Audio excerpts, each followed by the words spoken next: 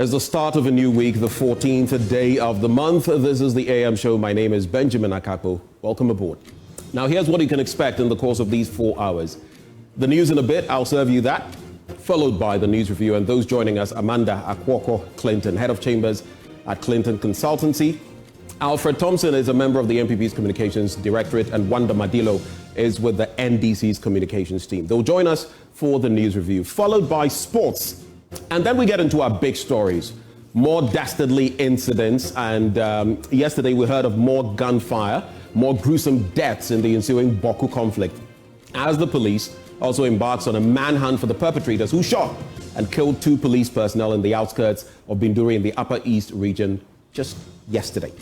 Time seems to be running out, doesn't it, for political actors to de-escalate the recent surge in the Bawku conflict. But the question, what's the way out?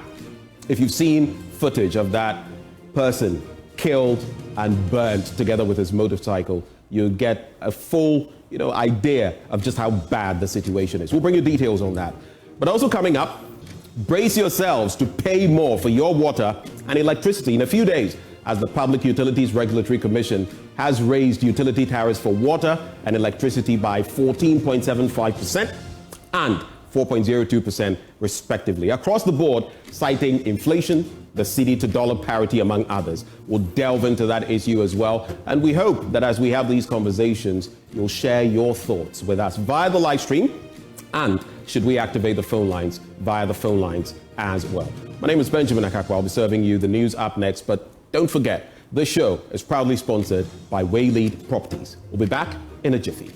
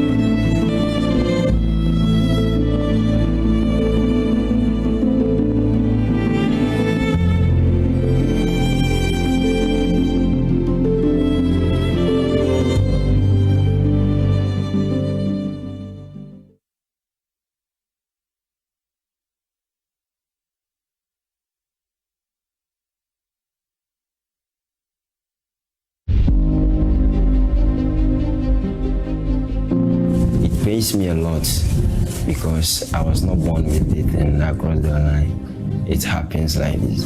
I have not been in this situation before, so when this happened, I decided to kill myself.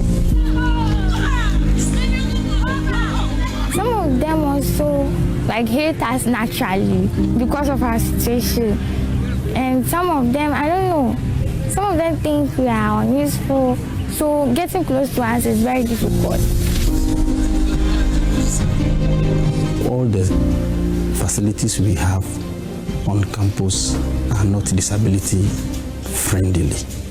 That is the major problem, accessibility. Here we are sitting now is serving as our office, our storeroom, learning center for the students, and then the ICT center. Our prayer is that one day, a philanthropist or any corporate body will come into our aid.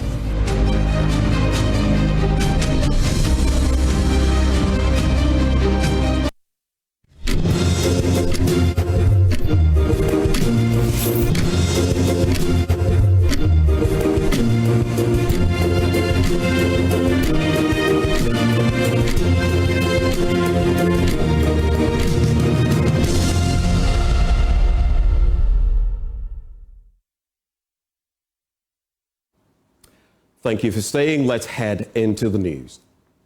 Now, barely 24 hours after the Inspector General of Police, Christian Tete Youno, wrapped up a 3-day peace mission in Bawku, tensions have escalated once again with the killing of 2 police officers.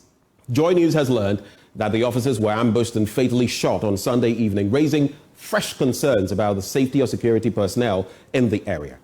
There's also another incident of a civilian killed in Binduri. We'll get details of the killing shortly, but first, here is a wrap of the IGP's visit in the following report. Inspector General of Police, COP Christian Tete Youno, led a high-powered police delegation to Bawku a day after the clash between the police and the youth of the area, which resulted in the death of 1 person, injuries and burning of a number of properties. His aim is to apologize for the police excesses and call for peace. So please, forgive us where we have gone wrong. Forgive us where we have gone wrong. We are appealing to the youth. Please, cease fire. We are ready to work with you. Please don't take any anger towards your security. We assure you that when it comes to recruitment, we'll give the people of Bawku priority. We'll give the youth of Bawku priority. And so for that matter, a special team will come here to do special recruitment for people of the youth of Bawku.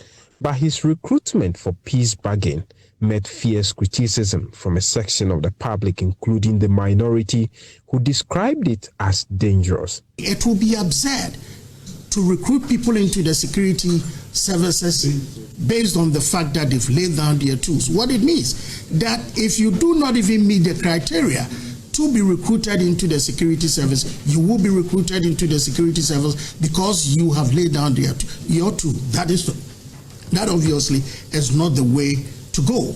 The IGP later clarified a statement insisting it was not meant to give any special treatment to the youth of Bawku over others. And when it comes to recruitment, we'll give you the advantage to participate, go through the normal process.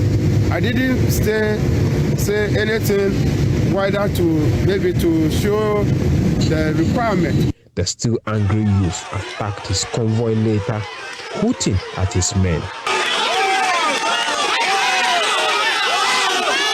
After intense consultation with chiefs and other stakeholders between Friday and Saturday, the IGP also visited both injured officers and community youth who are receiving treatment at the hospital and family of the deceased civilian to commensurate with them. He expressed satisfaction at the level of calm which has been restored, hoping the situation remains same.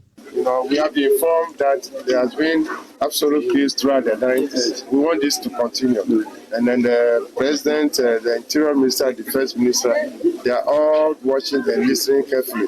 And then at the appropriate time, a delegation will also come to visit Bawku. All the Ghanaians want to say is that Bawku should be in peace. Bawku should come back to its past glories.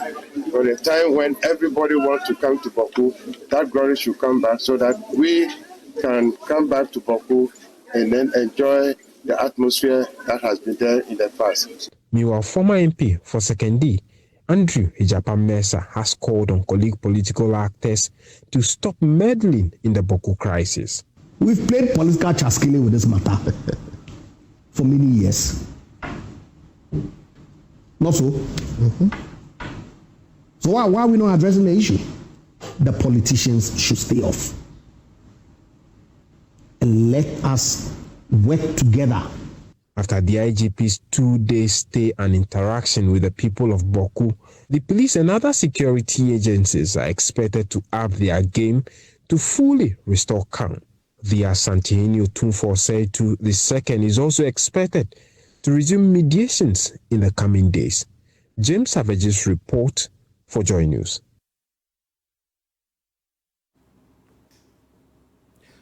But as we know, 2 police officers were killed last night and another person burned in Binduri.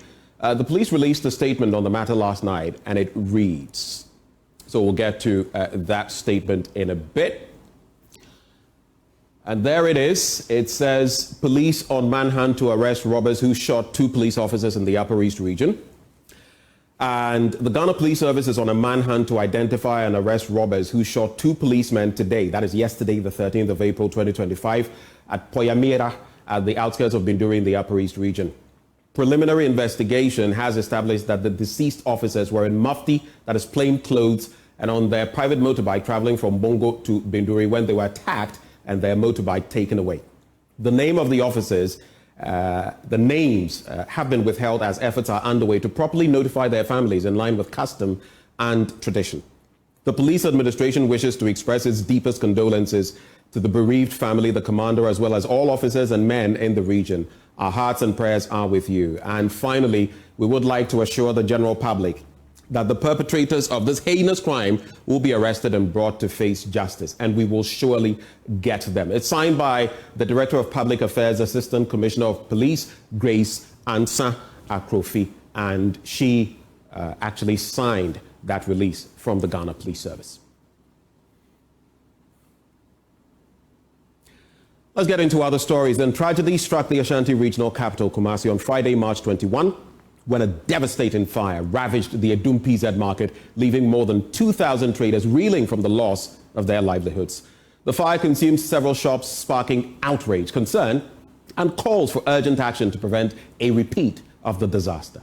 3 weeks after the misfortune, the traders have returned to their trading spaces, but the conditions that led to the fire still persist, setting the stage for a potential second catastrophe. In the first edition of Joy News' feature, Breaking the Fire Cycle, Nanabwachi Adum visited the market and filed this report.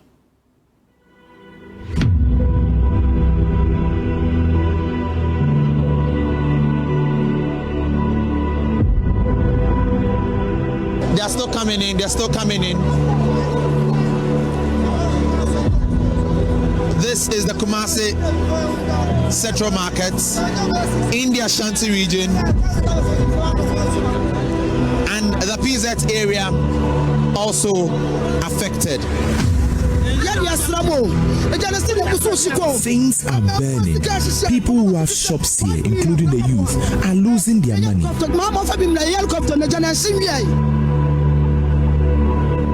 It was around 4 a.m. The fire engulfed several shops here at the Adum PZ Arena. Over 2,000 traders affected, leaving the bustling market bare. But as the traders returned to make sales, many of them occupying their tables and doing their usual job, do we have to fear for another catastrophe?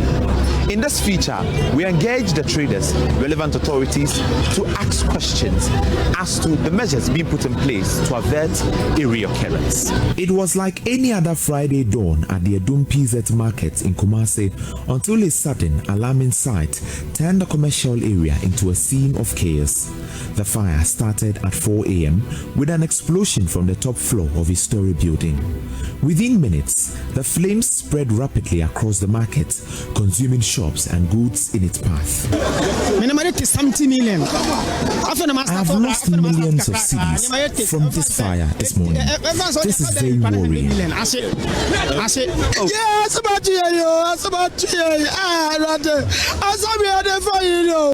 We are losing everything. We need the fire service to come to our aid right now. Everything is burning. Everything is burning. The arrival of firefighters was a moment of hope for those witnessing the blazing fire, but the situation quickly turned grim. Access of the fire tender to clustered container shops was severely restricted due to the market's cramped layout. Without proper paths for the fire trucks to reach the epicenter of the blaze, the fire quickly spread unchecked. In the aftermath, thousands of traders were left without their wares, and the market lays in ruins. Fire service, it's been doomed because helicopter, I can never doom jano. Without helicopter, Ghana fire service to pay for the home me found. I cried the same thing, a fire service, helicopter, or the door. Fire service, I told you, so I'll come in the war. Headquarters, I told you, I will go. So I'll come in the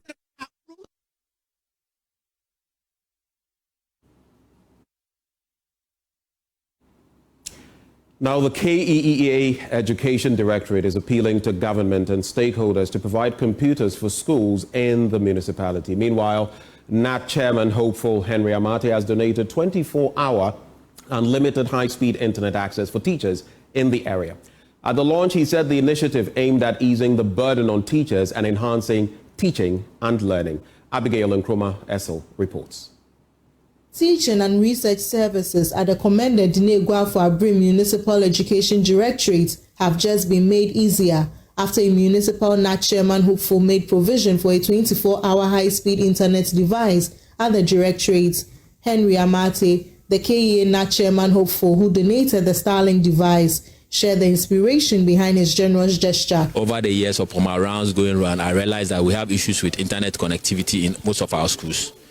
And we know that internet plays a major role in our teaching and learning because our teachers need to do a lot of research so that they will be able to come to the classroom to teach the learners. So with difficulty in internet, I decided to buy this Starlink for them so that they will be able to access unlimited internet access so that they will be able to use whatever they have downloaded in their teaching. That is the main brain behind this initiative. I want them to have free access to internet. It shouldn't be a challenge that the teacher, you go to a teacher and he says that I don't have data. So the era of I don't have data it has come to the end. So teachers in KEA, as of today, the era of no data has come to because we are providing you with free internet with access. It is a high speed and it is unlimited. All you need is your laptop or your phone. Calling on stakeholders to support his vision of extending the internet service to schools in the municipality. I know that this will have a great impact in teaching, and I'm using this media to call on stakeholders to come and support me so that we can acquire more of this facility for other schools in the municipality so that teachers there and learners can have access to high-speed free internet facility. The Deputy Director in charge of monitoring and supervision at the KEA Municipal Education Directorate, Isaac Mepenedo, told JoyNews the significance of the free internet connectivity and appeal to education stakeholders and concerned organizations to support them with computers. We also need support in terms of computers and data access so that students or teachers will also have access to computers so that they'll be able to make good use of whatever internet connectivity that is provided. So we need more of these facilities. Anna Eliamo is the early childhood coordinator in the KEA municipality. There are some areas in this community or in this municipality, they have a particular place where they have to go and stand there and get the net. The teachers are now happy and then praising our incoming chairman, Mr. Henry Amate, for this initiative. At least they will not spend much with the downloading. It's only about the materials that they will gather and then color it and then paste it in the classroom. We are very happy and excited to receive this free internet for everyone, and teachers are very happy about it. From Elmina, Abigail Nkrumah reports for JoyNews. Now, former Member of Parliament for the Okere constituency and a former Minister for Local Government and Rural Development, Dan Boche, says the nation's drive for inclusive education should be a shared responsibility. He said the few privileged must endeavor to contribute in their little ways in supporting the needy to climb the academic ladder. Maxwell Kudeko has more in this report. Speaking at a Deba of the chiefs and people of Okre at Edukrum to express his gratitude for the opportunity to serve for 16 years as a member of parliament, he recounted the numerous educational support he offered and facilitated for thousands of his constituents and the need to continue the support for generations unborn. Mr. Bawku, as part of his continued support for the development of Okre, donated an amount of 350,000 Ghana cedis to the Okre Community Educational Fund. The beneficiary towns include Ebriu, Dewu, Okugwa, Edukrum, Apredi, Asisieso, and Abonse. Each town is benefiting from 50,000 cash donation towards the Community Educational Fund. When they come here and they say they want support, you can't support all of them. Yes. So 10 people are here. Each person wants, say, 500 cedis. You don't have 5,000. So you end up giving them 200, 200, 200, 200. But he needs 400, 500. But you also can't give to only few people. So it's okay, I'm supporting each one 200.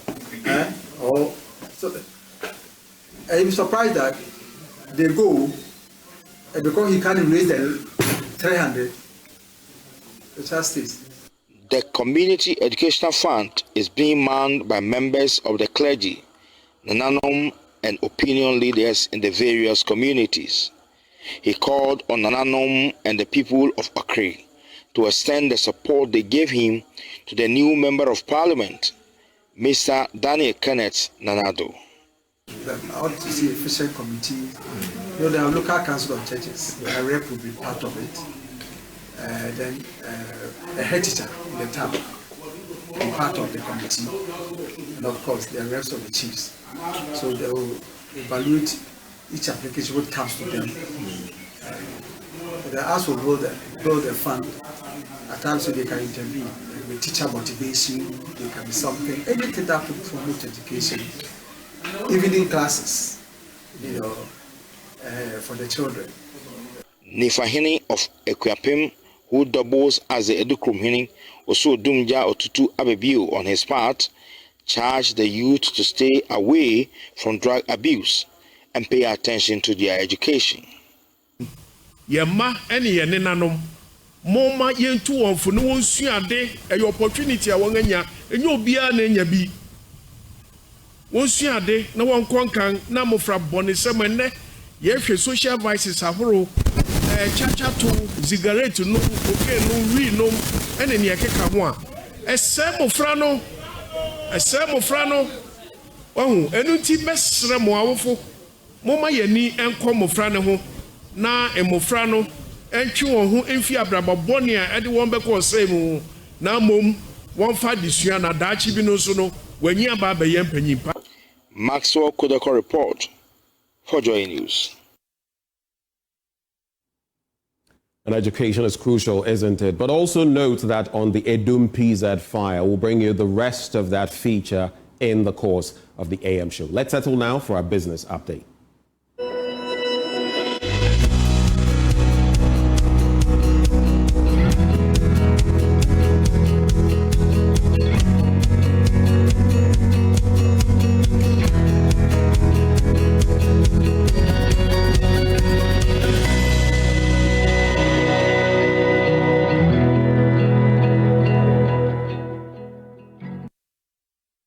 Let's get right into it. As the Ghanaian business community says, businesses will be forced to pass down the cost of their production to consumers following an increment in utility tariffs. The PURC has increased electricity by 14.75% and 4.02% for water supply across the board, which takes effect on May the 3rd. Now, reacting to the development, the chief executive of the Ghana Chamber of Commerce and Industry, Mark Bedu Abwaje, said businesses were already grappling with the high cost of production, hence the new tariff increment would worsen their burden. Once it's going to increase the cost of production, businesses cannot bear this high increments. So a chunk of it will be given to the consumers also to bear. So we should obviously prepare ourselves for an increase in prices. I mean, if it cuts across, then prices for every commodity is going to increase. And it's not the fault of the business, not the fault of the producers. If you are increasing my cost of production, if I don't do something about it, it means my business also collapse. So we are going to pass on a huge chunk of this increment also to consumers. And for me, it is not the best way to fight inflation. I mean, if you want to achieve inflation of 11.9%, as being stated in the budget, and you are increasing policy rates, you are increasing utility tariffs, then the prices of goods and services will go up, and obviously your target for inflation will not be achieved. I, from day one, have had a bit of issue with this target, and with what is it's as if probably they have in mind of increasing this utility tariffs. But I think that it will be extremely difficult for us to achieve the target that you have set for inflation, given that prices of goods and services are going to go up based on this increase in tariff. And it's not only electricity, it's water as well. Most of the businesses, they use both electricity and water. So you are receiving two slaps at the same time. And of course, you have to be strong. You have to find a way to survive. So obviously, we're going to pass on this increment to consumers. Let's talk housing now, as the State Housing Company Limited has unveiled a forward-looking strategy aimed at driving affordable and sustainable housing in Ghana. Speaking to Joy Business on the sidelines of the 2025 Ghana Green Summit, Managing Director John S. Bauer emphasized a shift from traditional construction models to more community-driven planning and eco-friendly building practices. Affordability starts, like I mentioned, from the planning phase. If we plan projects with the end user in mind, that helps the whole process. So one of the things we are changing at State Housing is that we're changing the way we approach projects. In the past, you would have a situation where we go buy land or we get allocated land. We decide in our offices, oh, we're going to do 3-bedroom, 4-bedroom, 2-bedroom, and then we go and start building, and then we start selling. We are changing the process around such that we're looking at the communities in which we believe there's a need or there's a gap that needs to be filled between the low end and the very high end, which is the problem we have today. And so we're looking at exploring those communities, finding out what kind of homes people are looking for in those communities. What can people afford, most importantly? And that is what is going to drive the communities that we plan to the various areas. Well, that's how we cap off the news this morning. Stick and stay for the news review. Up next, we have Amanda Akwoko Clinton, Alfred Thompson, Wanda Madilo, all of them joining the conversation in a bit.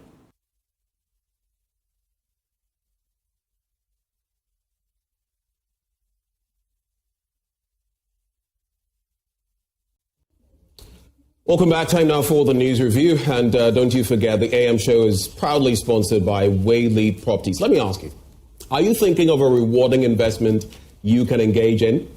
I have an option. Waylead Company Limited is your preferred choice for such an investment. Waylead Company Limited is a real estate company with several developments to its credit right here in Accra. So I'm inviting you to invest in our new development, Willow Lane, where elegance meets tranquility in the heart of Accra. We provide quality housing at an affordable cost and also with a flexible payment option. At Waylead Properties, we provide you with 24-hour security, reliable power supply, and other social amenities to make your stay memorable.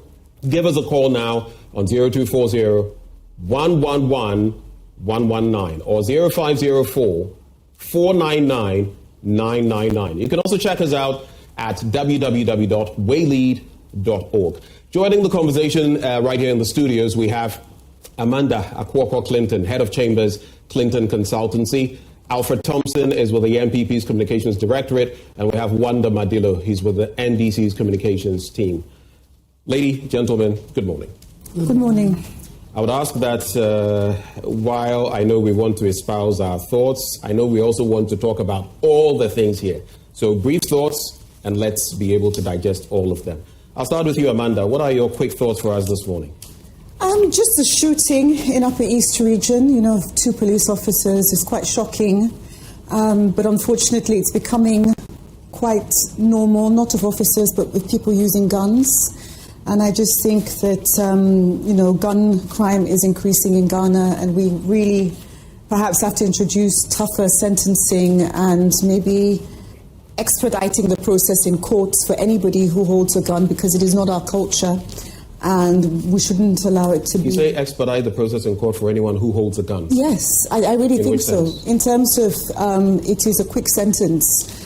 the case is heard immediately and the facts are espoused and the person gets sentenced immediately because, My only concern is about anyone who holds a gun. There are those those who shoot with a gun, for instance, because it escalates any situation, and that's why most of our officers don't carry guns, in general, because anytime somebody's holding a gun, it can escalate to more crime. So I think it's something the government should look at in terms of tracking the imports, regularizing with, I think CID has a department, for registering guns, etc., and ensuring that there's tougher sentences so people don't take this as a normality. All right. Alfred? Yeah, I would like to just touch on the base of the hikes in electricity, especially the 14.75%. I feel it's a killer hike. We should tread cautiously because at the moment, wages was just increased by about 10%. And when you start with electricity, every other thing goes up. Commodities, everything goes up. So going on this tangent won't help us. What we need to do is to rather seal the holes within the basket and make sure that at the end of it all, we are able to get accountability for what is being produced and what is being used and the thefts going on over there. That is what could help us. But on the whole, I feel that government should take a second look at it. It's too early to start at 14%. If it's a little above 2-3%, yes, but to go straight to 14% for electricity is quite high, and water is about 4% or so. It would affect everybody, and I think times are not that rosy for now for government to just start this way. So we leave it for the president to have a look at it and see what best he can do to at least stagger it a bit before this high first premium just going straight up. I've been hearing this term stagger in recent times. Since you've used it, what does it mean? Stagger it a bit. What does that mean? Just spread it actually. Spread it. Yeah, spread. I'm not saying that has a stagger, but okay. Maybe just to break it into bits and pieces. Okay. Not a one straight 14%. All right. It's not a silver bullet. What I just wanted to ask, I'll not ask you how many times in the past, how many years we had increments, not relevant as of now. The business community is complaining about these increments because, of course, they'll feel the shock and they say they want to translate it to us.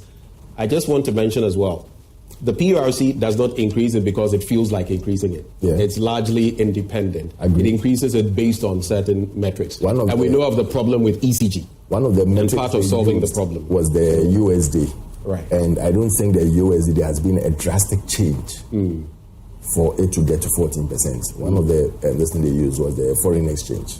Right. And the foreign exchange has not changed drastically.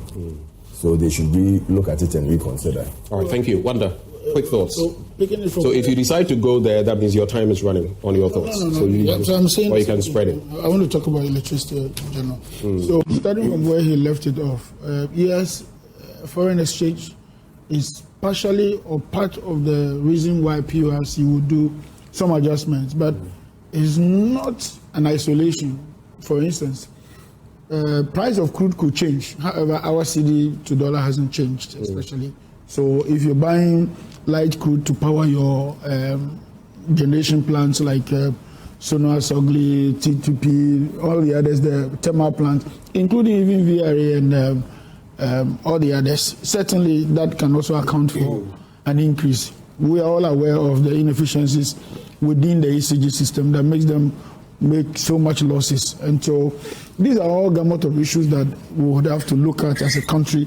How do we collect our revenues? How do we make sure that these revenues collected go into the right source, the right funding, to plug the gaps and all that.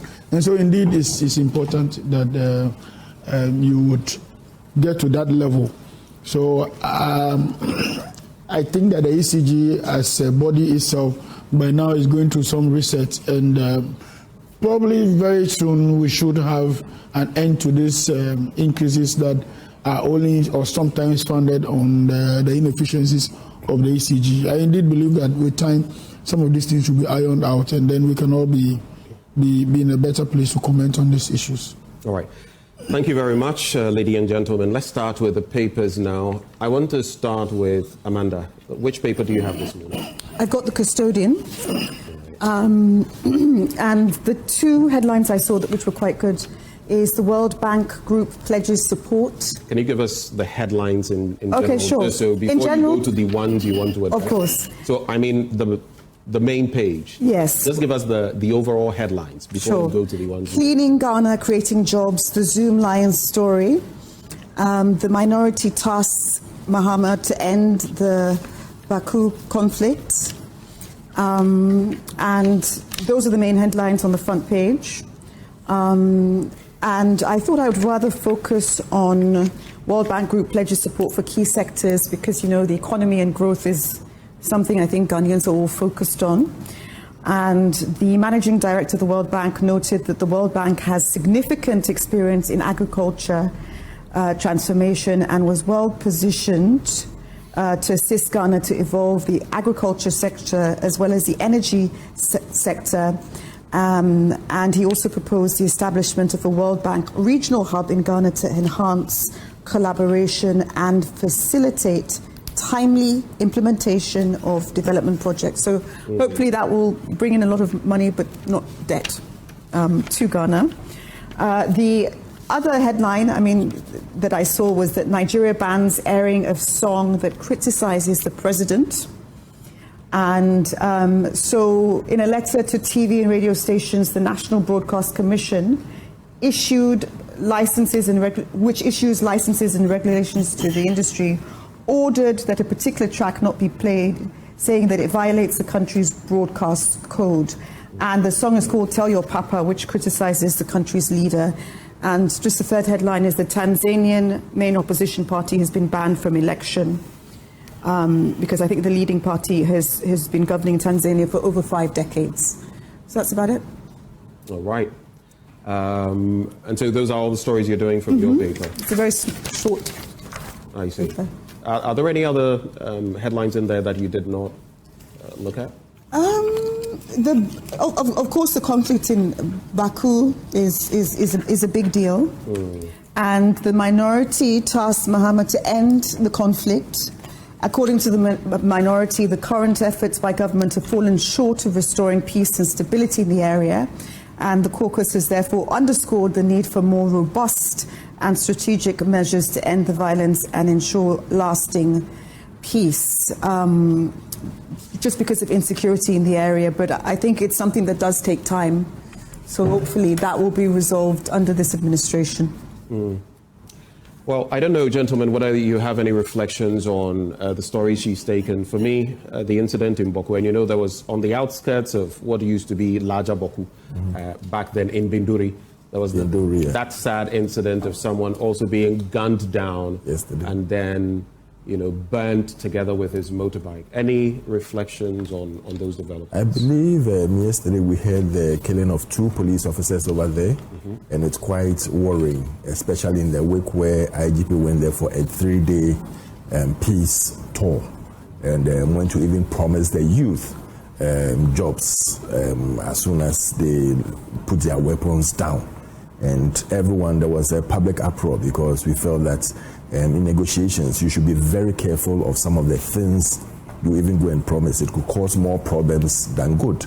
And also with the rising political words that went on during the 2028 campaign, it caused a lot of problems because you don't know why all of a sudden the youth in Bawku will start or will decide to now cause more harm and everything. And everybody is calling on the president to quickly do something, whether to talk to them, go there, do something that at least will bring the tension down a bit. Because according to him, he says that, it's only under NDC that you get peace in Bawku, and any other government, especially when the NPP is in power, there's always conflict in Bawku. And all these came up after that. And so we call on all political, especially we call on all political parties that, listen, when there's tension at certain places, we are very mindful of certain things we say over there which could later on come to haunt us. And I mean, very gory images that we saw yesterday, the killing of the police officers and also that of the man who was burnt. I mean, it's beyond. Imagine. I struggle to even kill an ant unless they really become pests and they are disturbing me. So imagine a human being literally roasting and the others that we saw. But Alfred, you made a point, and I'll throw it to the rest of our guests. We often talk about the political will, but how about the communal will, the will of the community? I think oftentimes it's because if you look at the IGP's visit, at the end, did you notice what happened? He was hooted at. Yeah. Okay? He went there talking about forgive us. And I mean, it's not as though the police were solely to blame, but he went there saying forgive us and all of that. Very Pacific. In the end, they hooted him as he was. And I think they even shot at his car or something because they were showing wonders then. So previously, we've had situations where even when I think President Kufuor went there, he was water bombed, more or less, thrown, these sachet waters. And it's becoming one too often. We need to really, really guard our utterances. You can't solve a problem only from the top. Wonder. So from 1721 was when Bawku was founded. And from 1721 all the way to 1957, one particular group, the two factions, one particular group actually ruled Bawku, chieftaincy-wise or traditional-wise. After 57, the demarcations, the political, demarcations, as you call it, and then the rise to power by either of the parties actually have not helped the issues. I will propose a more radical approach in dealing with some of these issues. I'm pretty sure that in other advanced countries, when you have some of these issues, one of the ways to handle it is to talk about relocation. If we say relocation, we are not saying that sack the people from the constituency, from the district or from the region or anything of the sort. But if the issue has to do with boundaries, and we're fighting this for many years now, decades, and we're losing a lot in terms of financing that whole conflict. And when I say financing the conflict, financing the conflict management. You have police permanently in the area, you have military permanently in the area, sometimes you have helicopters flying over, and all these are costs to the state. People are being paid for all that job. I think that we need to quantify how much we have spent as a state so far in managing this conflict that has got virtually no tangible results, and sometimes it looks as if it's dying down, then it comes up again and all that. I know that the eminent chiefs, group headed by our own Santahini should be doing something in this regard. But you see, there comes a point in time where it is not only about how the other party feels or doesn't feel. I think that the state must begin to put its feet down on these matters. The state must begin to bite the bullet on these matters, and we need to take very drastic steps in resolving the issues. I understand that the IGP was very, engageful in his dealings with them and all that, but lives are being lost. We're told that hundreds of lives have been lost since the conflict started. And, these are lives that are likely to be people's breadwinners and, hopes that are dashed, families that are, in pain and in anguish and all that. And so a certain level of control in managing these issues would help. I remember I've driven through Bawku several times, and of course, many of the times that I passed there, it was relatively peaceful, so there were no issues. So when I hear and the location is mentioned as to where something has happened, I'm asking myself, and they don't have so many roads, to go to the next village or hamlet or anything. It's just one way going through, the town, the settlement and all that. So when you are waylaid or you are ambushed, it's very, very difficult. There's no other way. You are either returning or you take the bullet and all that. So indeed, there are many other ways to resolve this issue. It's to take a more holistic approach, also take a development approach For instance, if, like I said, if the boundary is the issue, how do we adjust the boundaries Okay, so and set new standards? just so I can go to the other guests. You've mentioned two critical points. I want you to tell me exactly what you mean. Which you one? say the state should stamp its authority. Yeah. When you say stamp its authority, what do you mean? And secondly, you've also spoken about relocation. I know of certain things from other jurisdictions and how they managed to stop some of these things. What do you mean by these two? Well, so number one, relocation. There are sometimes fights over a certain parcel of land. Deny everybody the chance. Period. So make it no man's land. Yeah, it's a no man's land. Where land. do the settlers go? Do you spread them across? I'm asking you specifically because, like I said, I know of other jurisdictions and what they've done. What do you do? So some of those places can be taken over by the state. So it's a no man's land. There's no fight over it any longer. The state has acquired that tract of land, and it's so the Kusasis and the Mampusis, where do we place them? No, so the difficulty is when you say where do we place them? Because once government has taken over that place, then the others will have to relocate it. Bawku has a large tract of land. I mean, large tracts of land. Arable land, lands for farming and all that. And so you can always find a way of relocating. When you are relocating, you provide them with livelihoods, you provide them with what will make them comfortable wherever they are going, and this other side on the other side. Then you take the buffer zone. So if I understand you correctly, then it also creates, that's what I want you to get to. It creates a certain space in the middle. Yeah. It also gives them some separation so that they're much farther apart. Exactly. That's what you're Exactly. Right. If that will solve the problem, exactly. Right. I do believe that. Stamp its authority. What do you Stamp its authority is, I mean, it comes together. If I decide to take up that land and then that becomes the government property, nobody goes on it. It's part of stamping authority. And then you can manage the security situation. For instance, if people, go foul with the law, they should be able to be apprehended. I've got your point. I've got the thrust of the argument. Amanda. I completely agree with Wanda in terms of it's a holistic approach that is needed as well as boundary control. But it would be interesting to see if, government's compulsory acquisition of certain lands, will work, or if it will lead to more conflict, but hopefully not, because it's land that is people are fighting over that can perhaps be compulsorily acquired. But in relation to the IGP, my paper also says that the Upper East Regional Minister did comment on that, and according to him, the residents were displeased with his remarks during the visit, particularly to offer special police recruitment as a condition for laying down arms, because what they seek is an end of the war and permanence of peace. So if everybody is seeking peace, perhaps peace comes from within, and it is for those residents to really decide that they want peace in order for government to help, because I think government can only do a certain amount, and sometimes it does take a bit of an effort. But they have to decide that they truly want peace, and they're going to give themselves peace collectively. But I really do like that idea of a compulsory, government acquiring certain lands, not too much, but enough to create a more peaceful environment. The people must give peace a chance, and you're using the legal terminology there. Maybe a compulsory acquisition of the land, which the state has the powers to do, to ensure that they are farther apart and they relocate. Let's get into your paper. Okay.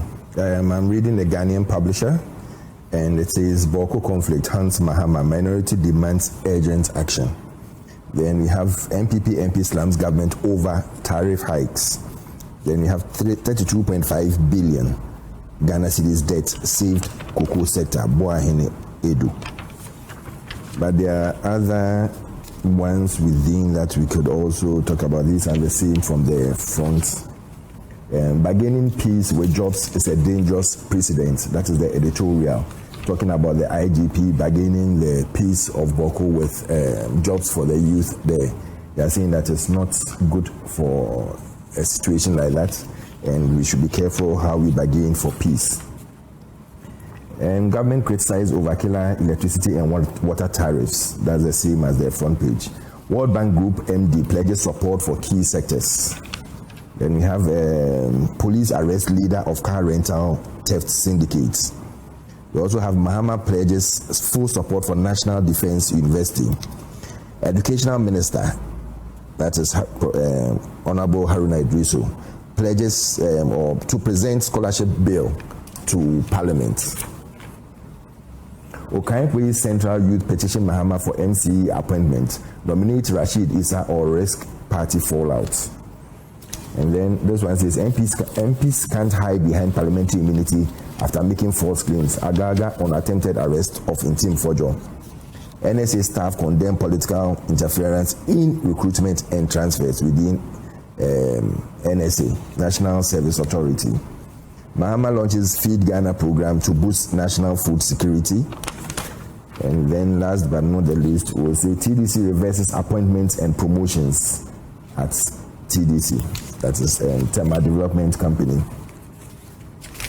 Any thoughts, especially with the TDC? And you remember the new management talking about is it over $1 million that can't be accounted for and all of that. I know all of these feed into, this morning we were talking about affordable housing and all of that. And you know how this has helped, especially in the Tema enclave. And you are in the Tema enclave. What's your take on that? With the $1 million, I wonder why up till now we haven't been able to touch on the corporates, because it started in 2012 when award was given for someone to supply IT infrastructure to TDC. So if it's not been done, I wonder since 2012 to date, what has gone wrong? But it did not come in 2012. What had been said, it came in recent years. It did not, the procurement was not done in 2012. The $1 million procurement was started in 2012. Was it paid in 2012? Those are other details we can verify. Because as far as I know, no payments were made around that. 2012 to 2016 is a long time. You can still verify. I'm just specifying that in 2012, as far as I know, no procurement. And since no payment. What I'm saying is that it was started previously. So if there is a wrongdoing, let's look into it. And if it's from 2012, why up till now, nothing has been able to be done? Nothing is done about it. That is where I have a problem. Because 2012 to 2025 now, it's a long haul, almost, it's over 10 years since, or 13 years since this thing was awarded. So what went wrong? Why is the IT not fixed? And why have we done payments where we don't know about it? These are things that we should ask. Is it of interest to you as well that between 2017 and 2024, this was not looked at either, since we're going back? Yeah, I said since that time till now, 13 years down the line, what's happening? We can't just be paying things out or awarding contracts, and people will sit down and do what they want. It shouldn't happen, because whatever goes on, whether in my government or in the NDC government or in any other government, it affects the whole Ghana. It's Ghanaians who suffer. It's the ordinary man who suffers. And these are things that we should look into and ask questions and let people be punished for wrongdoing. Right. Any other story you'd like to reflect on? I've already talked about the Bawku and the electricity tariffs. What I might talk about is also at TDC and at NSA, the recruitment and political interference in recruitments and transfers and demotions and everything that has gone on. It's like it's a widespread thing going on in the country now. If you are not careful, it will get to a time any government who comes into power will start reversing the last 4 years of every recruitment or every promotion that has been done. Because it will say that it wasn't done under my government and it's going to affect the country. If that has been done, what is the way forward? What am I also doing to also recruit people into the system or to create jobs for people to be to work? If someone has been promoted, on what merit? You don't just go and say that, because it was done by a previous, my predecessor, I've reversed it. It's not done anyway. And we should be careful how we want to treat corporate governance and carry things out. Because there's a board in place. In fact, on certain levels, mostly from directors or GMs and above, any promotion should be approved by the board. So if you are saying that the board hasn't got that authority to do that promotion or bring someone on a GM level, then we have a problem. One person cannot decide, and even an acting person cannot decide that I have reversed it, because a board of proper corporate governance jurisdiction has taken a decision. And so I feel that it wasn't done under my tenure, and I believe that it's rushed through. So I'm reversing it. And the number of dismissals and things going on. I don't think it's good for the growth of this country. If you are going to create jobs, as we said, 133 or 113, whichever way they call it, they should let us see the jobs being created and people being put in places, not sacking people and bringing your people in and say that I've created so many jobs because I've sacked 100 people and I've brought in 120 people, so I've done well. I think we should go beyond that and we should look at a country as a business that we need to grow and grow well. All right. So it doesn't affect Amanda, us. so on that point, I want to take a brief reflection. From where I sit, he says it doesn't happen anywhere. Well, even in the U.S., Trump is bringing to bear some way, shape, or form of that, though Trump is an extreme example to use, I admit.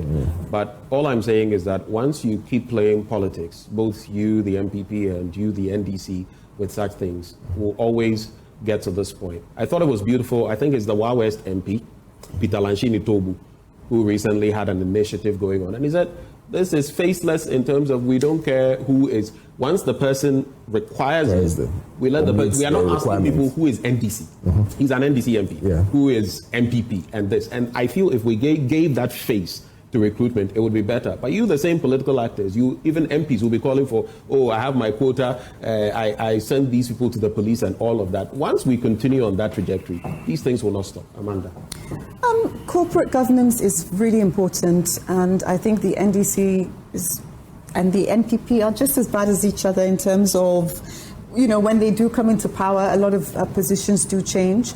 And we have to look at it from a practical perspective. It's all the campaigning that goes on, because some people are bitter, very bitter right now, saying, why haven't we laid down our lives for the party? Why haven't we still got a job? And, the party's sort of trying to look for jobs for people who are very qualified as well.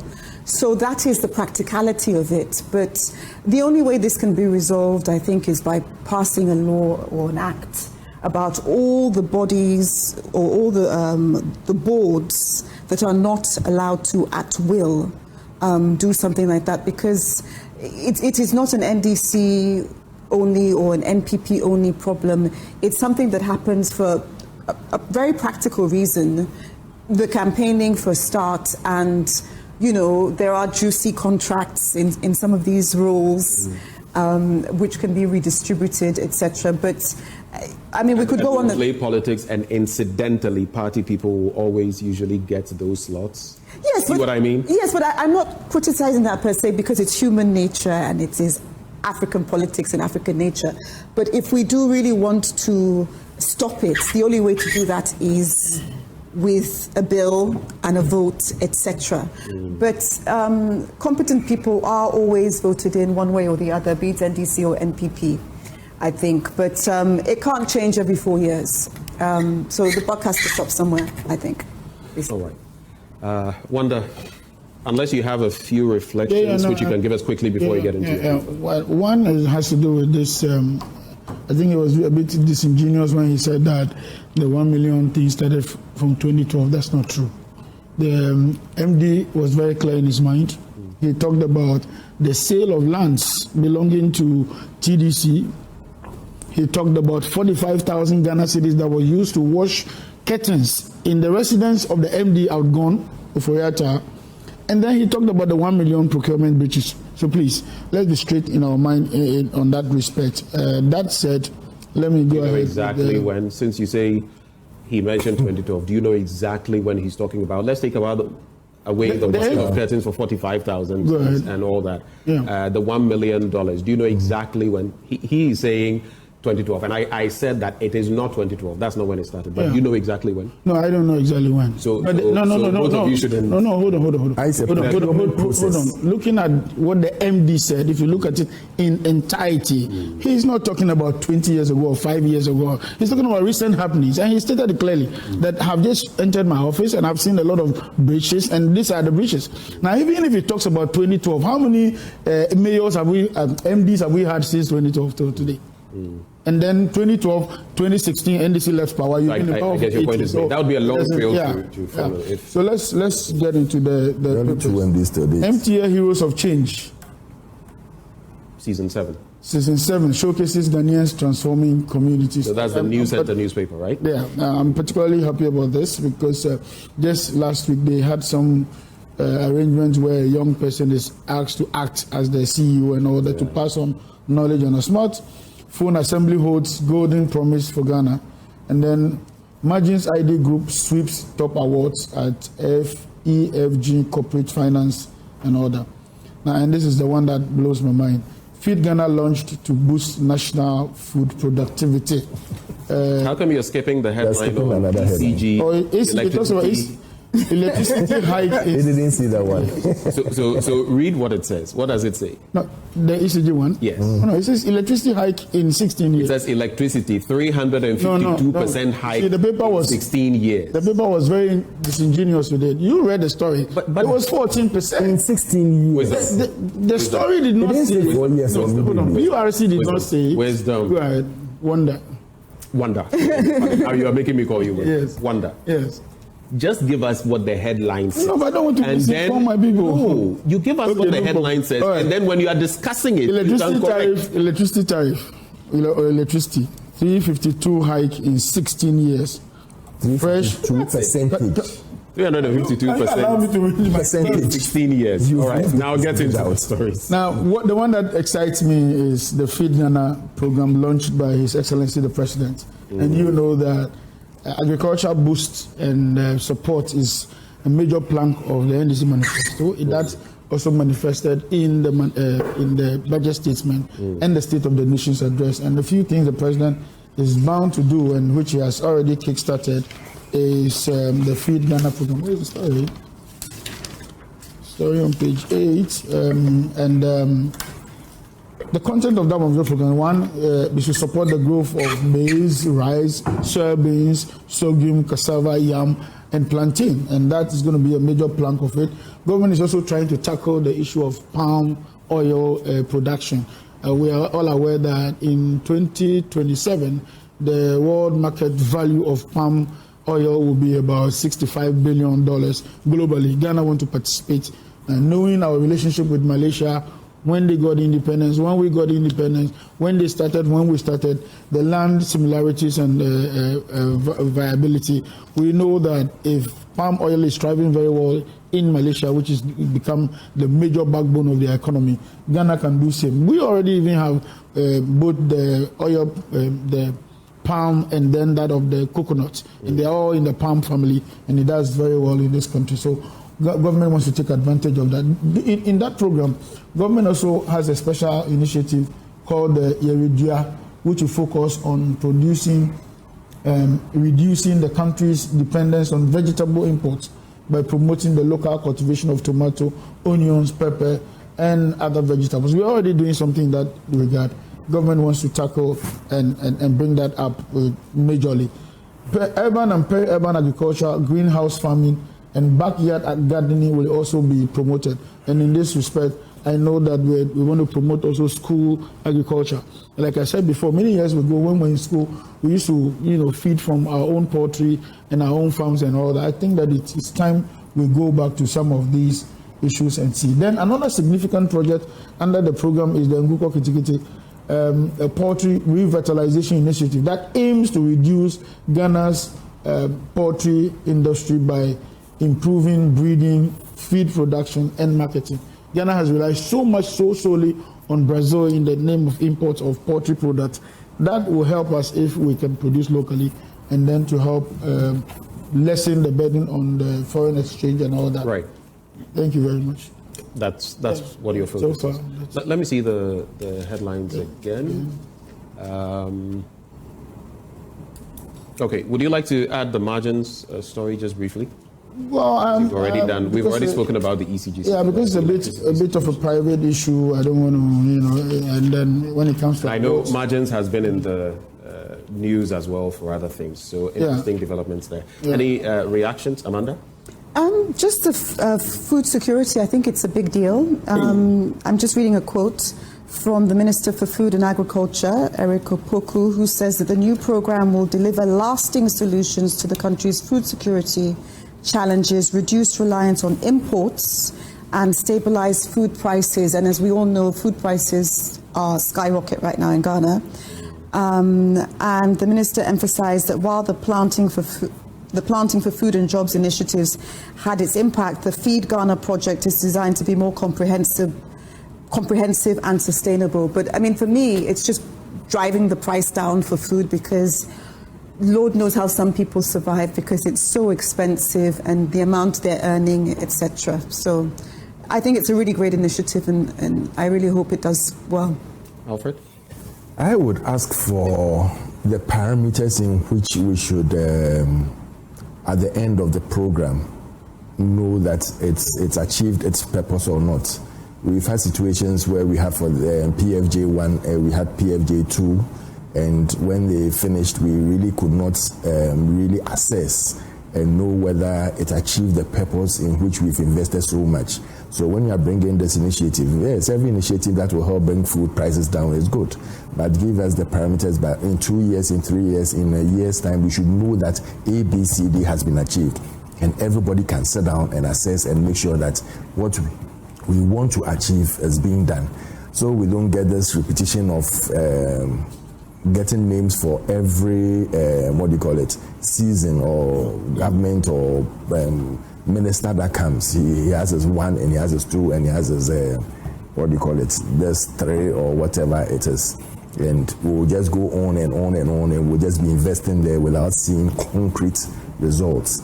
And we should be able to also make sure that if we want to see that we are getting small-scale farmers or corporate farmers put together and things, by maybe in the second year, when you go to Bono region, you should get 5 corporate farmers that have come together and they've now become large-scale commercial farmers. These are concrete things that you can measure the achievement of these things on, and these are things that we should know so we are able to judge them on some of these things. All right.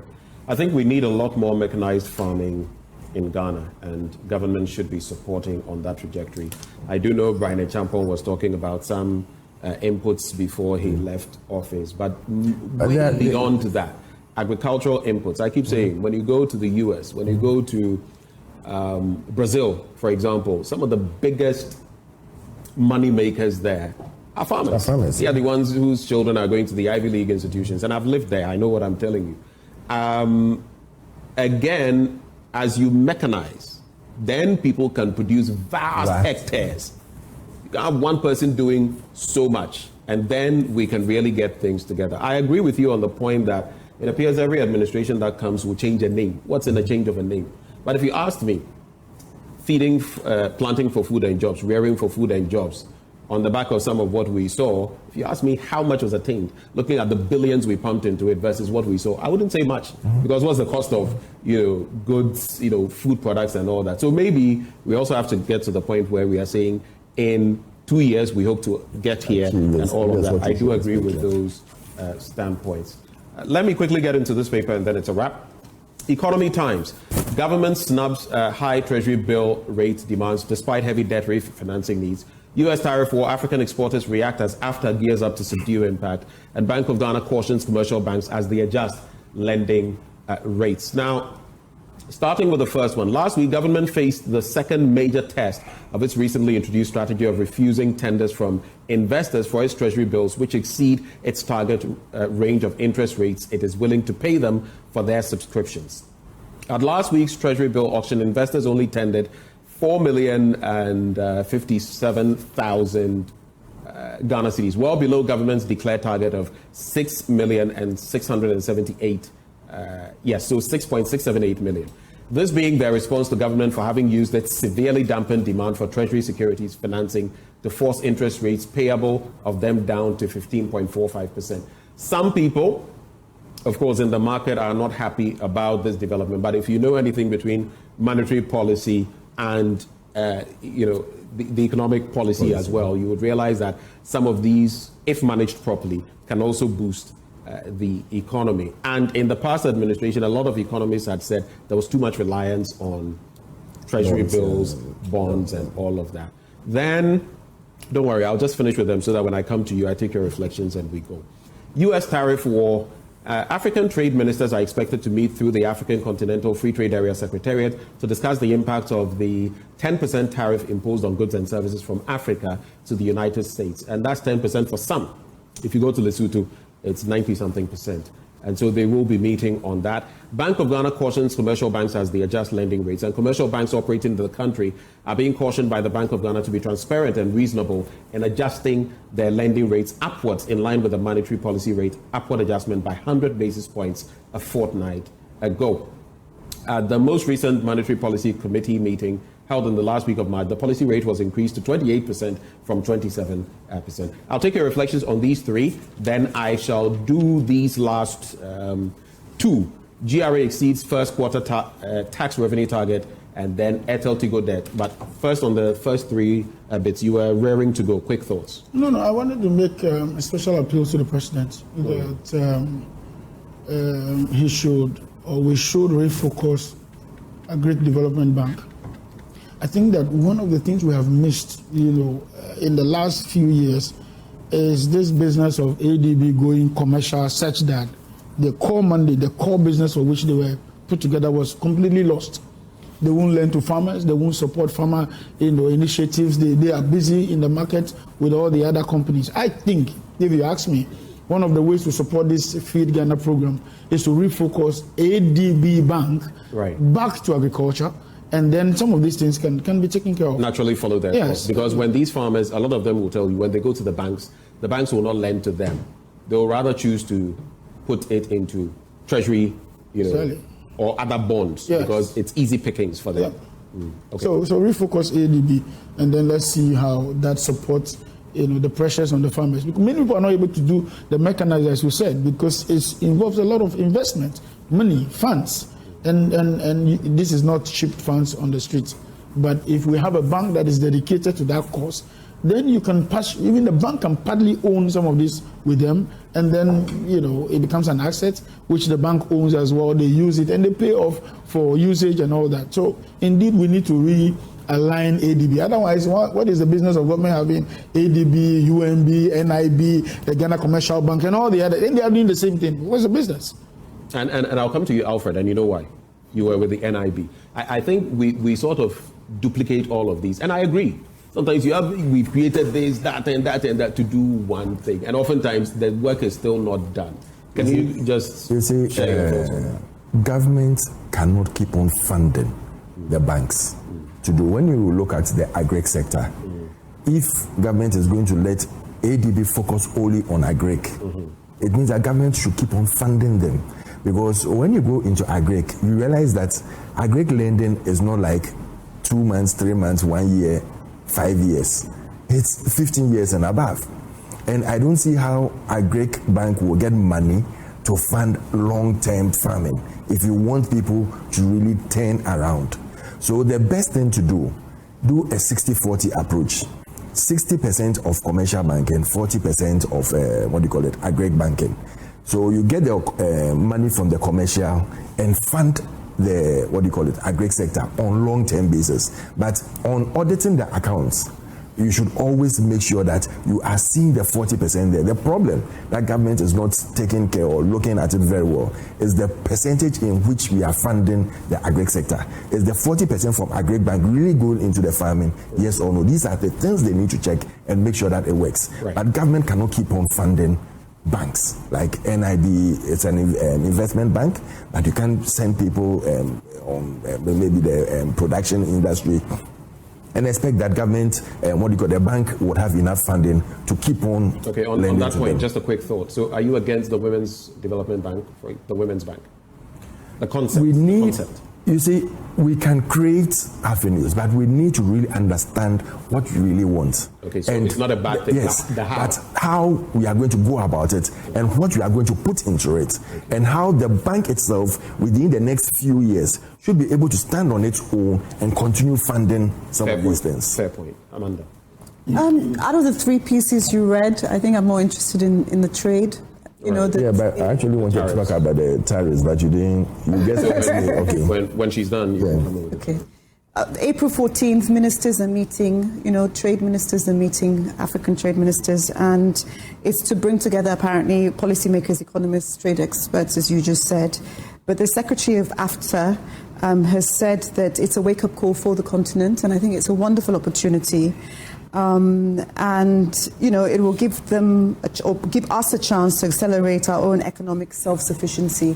And, I think it would be great if it's not just an excuse for trade ministers to go on a free trip, but to just really delve into how strategically, with all their knowledge, all their economic background, and all their novel ways of approaching this, can just look at the tariff as not something to fight against, but something to build internally. And just getting back to that food security issue that we were talking about earlier, I also thought, I've always thought that it would be nice if government did like a nice signature move, like 1 CD for Kenke, and find a way of subsidizing it and things like that. So I think that would be a good way. You're talking of government regulating prices? Oh, not regulating prices, but at least control?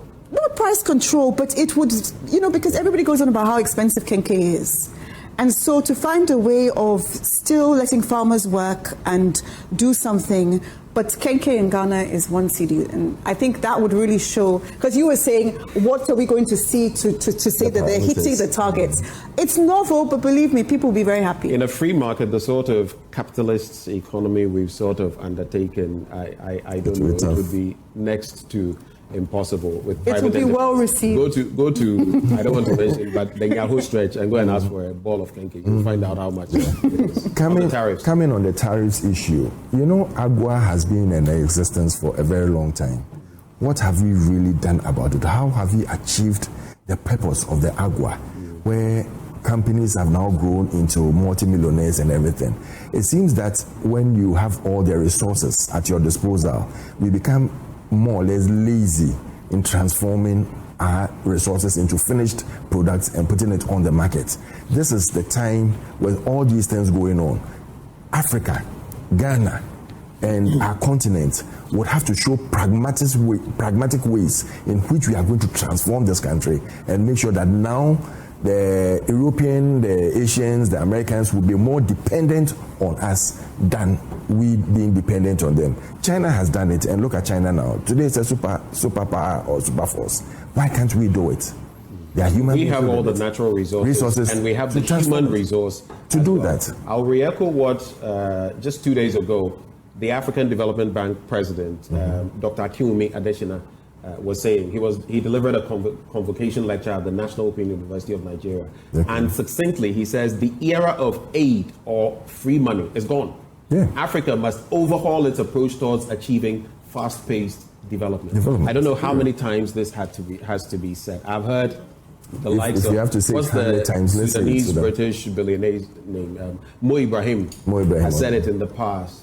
I've heard different people, PLO, Lumumba, but I guess I don't know for Africa. Yesterday, for example, I was just a quick one on the cocoa board. We have just about 2.5 minutes. On cocoa board. I asked that we've been borrowing for years, more than 10, 15 years. Every year, $3 billion. We couldn't even put something aside to say that in the next 5 years, we are not going to borrow. And we're going to use our own funding. The idea of a syndicated loan was supposed to be a stopgap measure. A stopgap measure. Now it's become a permanent and luxurious thing. On AfCFTA, I'm never very excited about some of the things we do in Africa. Every time we talk about the regional bloc. Because look, since 2009 or 2010, we've been talking about the convergence criteria. For only West African countries to have one currency, and it's been forever. The ECO. It's been forever. So sometimes when I hear about this, African regional bloc thing, it's all about meetings. I was in Aflao, for the last 1 week, and then I got my sister and brother to go buy me something from Togo, just a couple of, whatever. And you should see the harassment. So we are not even willing to do the internal thing. Ghana is not taking responsibility for itself. Togo is not taking responsibility for itself. And we're busy talking about convergence. We're talking about a regional grouping and all that. So that's where our problem is. Do your job as a country. Let me do mine as a country. And then it becomes easy to unite at a certain level. But when somebody is in coup, some wars here, somebody is struggling with giving electricity and water, another person is struggling with, feeding his own people. And then you're talking about global trade, you can't even feed your own citizens. Thank you, Wanda. I will not take reactions to the story I'm about to do now. We'll wrap it from there. Raymond Abiu says, you don't wait until you're about to leave office to start promoting and recruiting people into positions. This type of conduct must be discouraged by all right-thinking Ghanaians. This can be a trap for incoming administrations. We all remember what Kufuor did with the single spine salary structure that boxed in the Atta Mills government. We can also recall other instances from the different governments. Can we stop it? That's just the bit. GRA exceeds first quarter tax revenue target as it collects 41 billion Ghana cedis. Yay! But then so much more work to be done. What I'll leave you with, Airtel Tigo debt, government negotiating haircut, cash payment reduced to $10 million. So they've negotiated a reduction from $400 million to $200 million. However, the company continues to face financial challenges with monthly operating losses amounting to $20 million. And there's a question about why government went ahead, the past government, to acquire AT. You can catch the story on page 3 of the Economy Times newspaper. Those who joined us for a conversation, Amanda Akwoko Clinton, head of Chambers Clinton Consultancy, Alfred Thompson, NPP Communications Directorate member, and Wanda Madilo, also with the NDC's communications team. But before we go for sports, let's talk water tanks. Do you know the secret to real water storage? It's simple. If your tank doesn't have the Achichidea tortoise on it, then it's not the correct tank. That's right. The tortoise tank, Syntex tank, is the champion of water tanks. It is strong, durable, and built to handle our Ghanaian weather. So rain or shine, Syntex tank has your back. So my people, go outside, check your tank. If it doesn't have the tortoise on it, it's time to scale up, upgrade. Join the Syntex tank family today. Enjoy water storage that's tough like a tortoise. You can call 0244 335 168 to buy now or find one of our 400 agents nationwide. You can also shop online at syntexgh.com. Well, that's how we cap off the news review this morning. And remember, Syntex Tank, air strong, air tough. This show proudly sponsored by Waylead Properties. We'll be back with sports in a bit. Welcome back on the AM show. As we get into our big stories, we focus first off on that tragedy that struck the Ashanti regional capital, Kumasi, on Friday, March the 21st, when that devastating fire ravaged the Adum PZ market, leaving more than 2,000 traders reeling from the loss of their livelihoods. The fire consumed several shops, sparking outrage, concern, and calls for urgent action to prevent a repeat of that disaster. Well, 3 weeks after the misfortune, the traders have returned to their trading spaces, but the conditions that led to the fire still persist, setting the stage for a potential second catastrophe. In the first edition of JoyNews' feature, Breaking the Fire Cycle, Nanabwachi Adum visited the market and filed this report.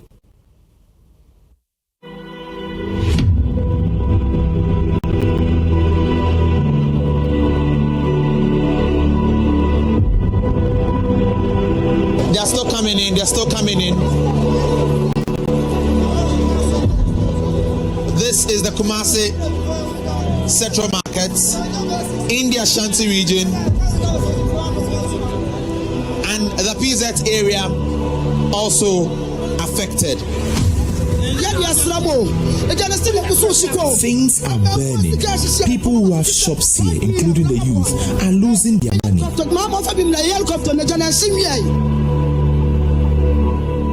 It was around 4 a.m. The fire engulfed several shops here at the Adum PZ Arena. Over 2,000 traders affected, leaving the bustling market bare.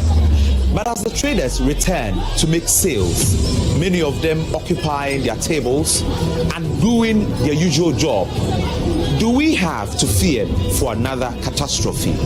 In this feature, we engage the traders, relevant authorities to ask questions as to the measures being put in place to avert a reoccurrence. It was like any other Friday dawn at the Adum PZ market in Kumasi until a sudden alarming sight turned the commercial area into a scene of chaos.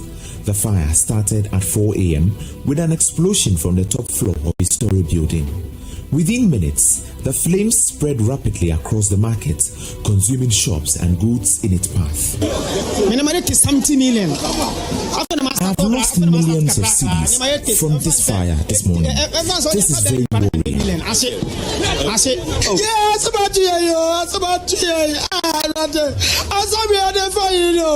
We are losing everything.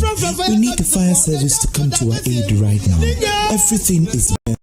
Everything is burning. The arrival of firefighters was a moment of hope for those witnessing the blazing fire, but the situation quickly turned grim.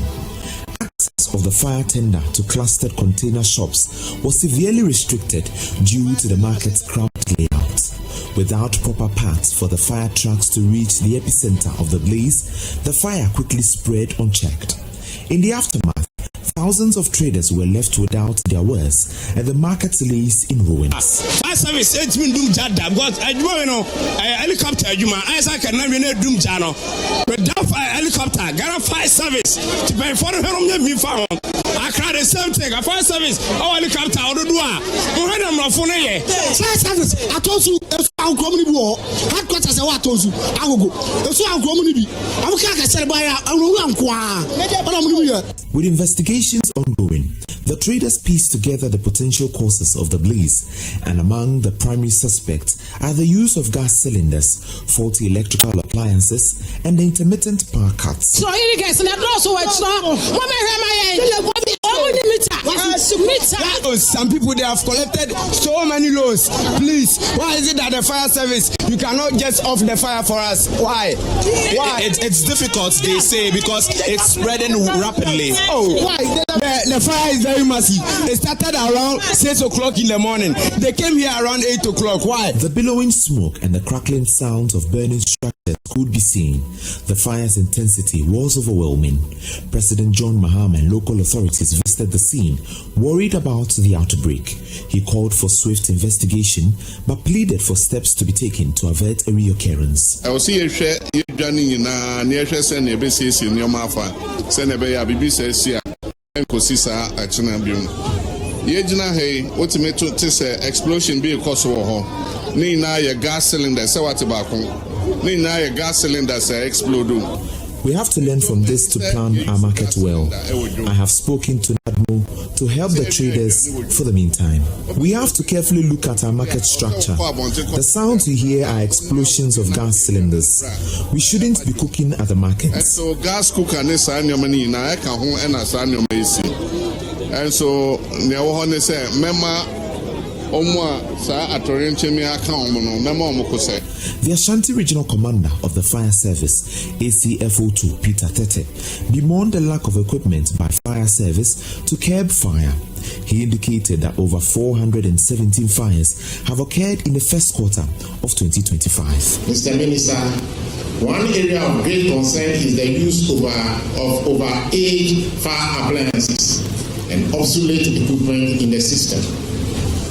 At the moment, 8 of our attendants at the following stations, Metro, Bremen, Menchia, Wadaso, Konongo, New Edubiasi, and Yenini are all out of commission due to various mechanical faults.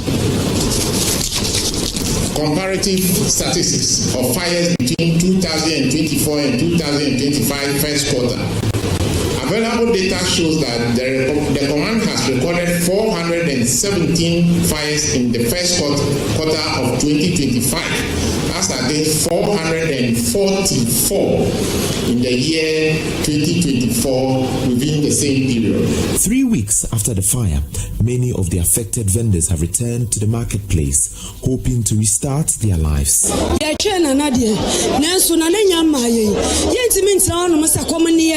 ɛni yɛ ma enti yɛ de asase no yɛ de kan si so a yɛ hyɛ ase a yɛ. We are waiting for the Asante Hini to come and make a determination as to whether or not we should occupy the land.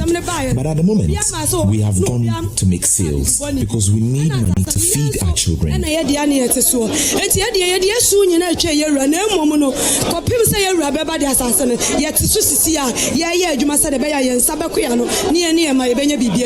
However, checks indicates that the central business district of Adum PZ remains the same, overcrowded, poorly ventilated, and lacking any significant changes to prevent another fire. 3 weeks after, what do we see?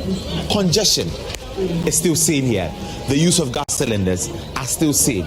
But authorities are doing well to create a path to make sure that in future, when something of this sort happens, the fire service would come in swiftly to control the fire.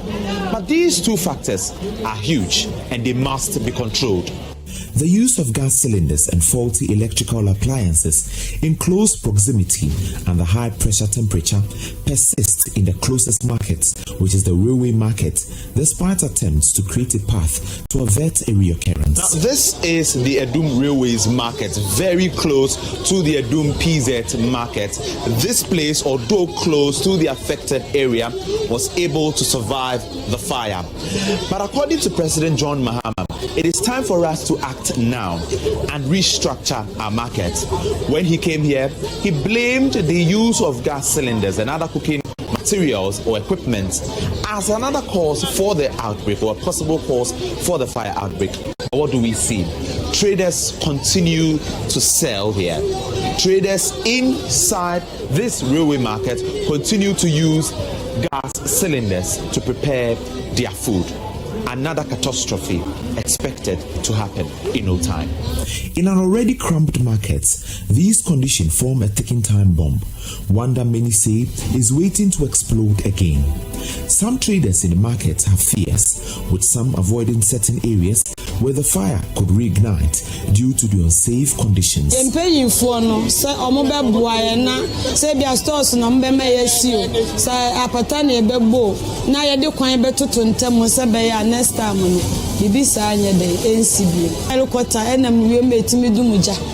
Authorities have to put measures in place to make sure that we avert a reoccurrence. We need helicopters to be provided for the National Fire Service. In such situations, the helicopter is the best alternative.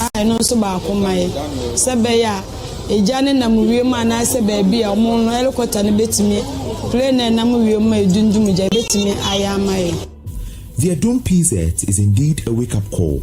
The tragic event not only exposed the hazardous conditions of the market, but also highlighted the glaring gaps in fire prevention infrastructure and safety protocols. While traders, government officials, and experts call for swift action, the reality is that these issues have persisted for years. The hope is that this tragedy will finally prompt the necessary changes to safeguard lives and businesses in Kumasi and other markets across the country. As many of these traders who are affected by the Adum PZ fire continue to sell their goods amidst lingering fear for another outbreak, they remain united in their call for swift action to avert a reoccurrence. But the question remains, would government and other relevant agencies act swiftly to avert a reoccurrence? Time will tell, but the clock keeps ticking. For JoyNews, my name is Nana Adum, Kumasi. Using this conversation with the very next one we're about to have, and you may have heard by now that you have to brace yourselves to pay more for your water and electricity in a few days, as the Public Utilities Regulatory Commission has raised utility tariffs for water and electricity by 14.75% and 4.02% respectively across the board, citing inflation, the cedi dollar situation, among others. Well, this morning we delve into the issue. Joining us, we have Nanaya Achepim-Jantwa. She's a board member of the PURC and a presidential staffer. Nanaya, Namawache. Yeja. Yeja pa. How are you doing? I'm fine. You seem a bit low this morning. I've been in some traffic,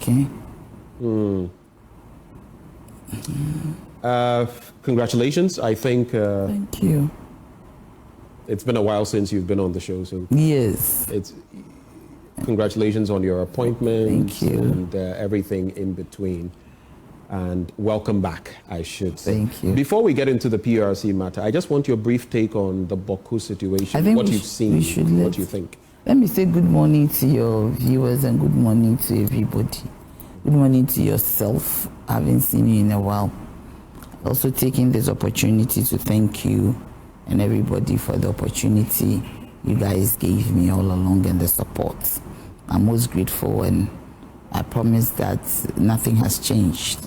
So just a brief, sometimes you need to adjust and make sure that things are this thing. But nothing has changed. I'm still with you, and I'll certainly be coming as and when it's appropriate. I think that we should let peace prevail.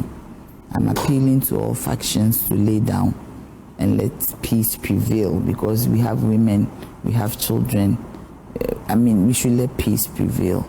Think that, and I'm happy that the Otumfuo committee, I know for a fact that Otumfuo will do a great work and bring some peace, to the area. I believe that we should let peace prevail. We are all Ghanaians, we are one people, we have one destiny, and we have one nation.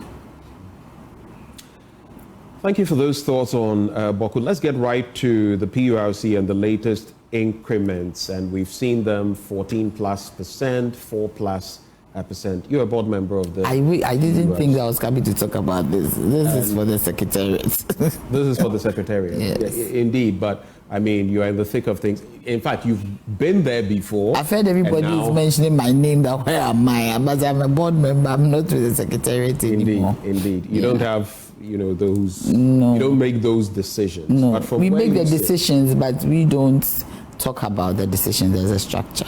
But this is a platform that is almost like my own, so I cannot this thing.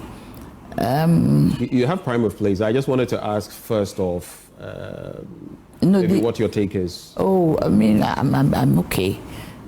Exchange rate, inflation, electricity, generation mix, and the cost of fuel informed the decision by the board. Actually, we had a meeting and there was a stalemate. There was a deadlock. Initially, we were looking at about 27.5 or so, and not everybody agreed, especially the trade union and the AGI.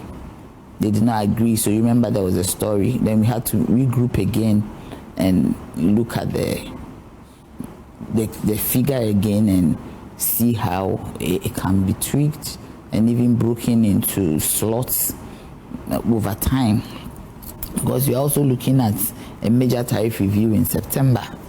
So we look at all the considerations therein, and the board, the commission decided to settle on 14.75. It wasn't still unanimous, but we had gotten somewhere, and most of the commissioners agreed to this figure.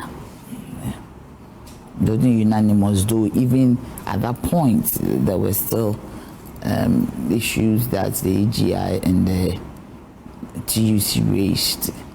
But we settled at that point with majority of the people saying that is the way we should go. Because you see there is a debt overhang in terms of the revenue requirement of the utilities, and we are looking about 900 something million that has to be covered. And that translates into the 27.5, but we then decided to do a 15% of the increase, which would translate to 50% of the revenue requirements. That is an overhang being cleared through this tariff. So that is what it is. And we should also, I heard so many things about how the MPP did better. I don't think that should the way we should go, because if we are going through the data, there were times that the MPP I mean, the last 2 quarters of 2024, what was realized, it wasn't even passed on. Then in 2023, they did an 18.38 at a point and 18.88 at a point, and certainly this is not doing better than anybody. It's Ghana we are all thinking about. But you see, every time the MPP is in opposition, they use the tariff as politics. When NDC was in opposition, they understood what it is and they never used it for politics. So the point... They never did? No, it was... I mean, I was even surprised that it wasn't as much, because today I see MPP, the Deputy Minister for Energy, everybody talking, but it goes beyond this. I mean, if a whole quarter, you didn't do anything, the last 2 quarters, 2024, you didn't pass on what you realized as in the tariff. I don't know what went on then. But with the first quarter, maybe we're talking about transition issues. So, for instance, if we're able to do first quarter and second quarter, it would have been less. Because breaking the 14.75 into 2, certainly would have been less for us to carry. And we don't want it to keep accumulating, because if you do that, then at the end of the day, the revenue requirement suffers. And if the utility is not going to do what they have to do, then they blame it on the revenue requirements.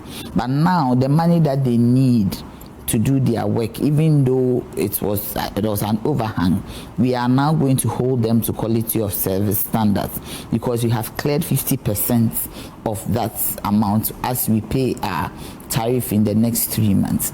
We should also talk about condition precedent issues with the IMF. And this government did not take Ghana to IMF. I mean, it's a condition precedent, but it is not the main thing.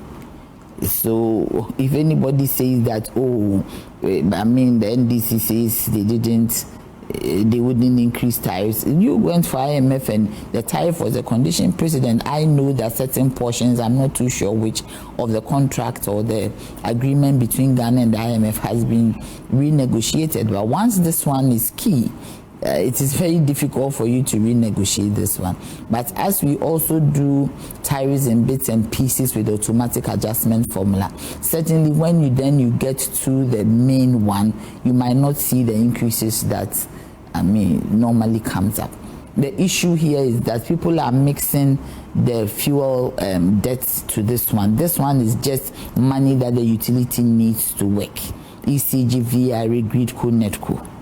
So this is their revenue requirement that has, So when you talk of the fuel debt, you're talking about powering. The fuel debt, the IP. Yes, it's a separate cost. It's a separate conversation.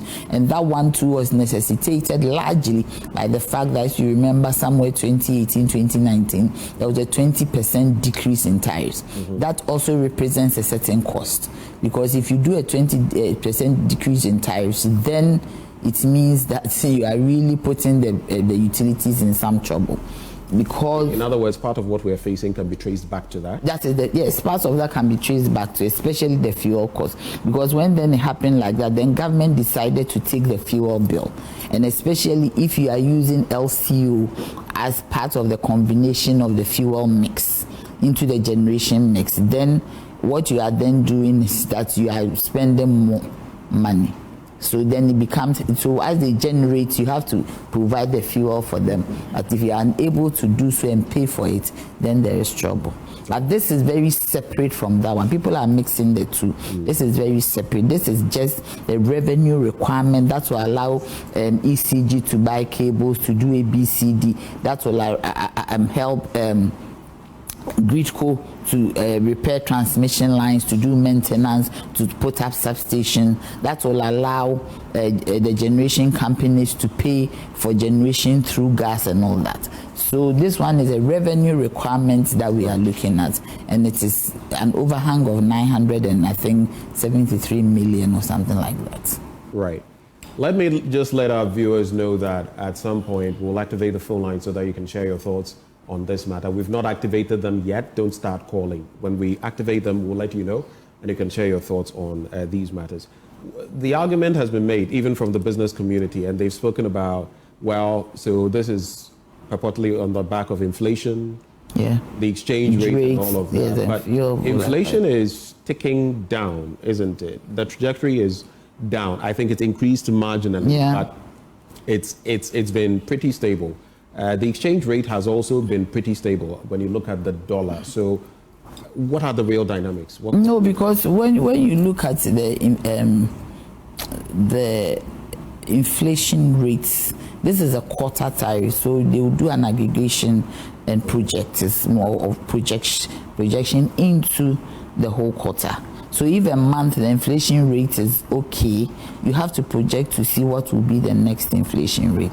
Even the exchange rate that we used is even lower than what is existing at the forex. We use the interbank rate, and even though it's stable from the last quarter, because the last one that they did was in 2024, and from that quarter there has been some marginal listing in the exchange rate.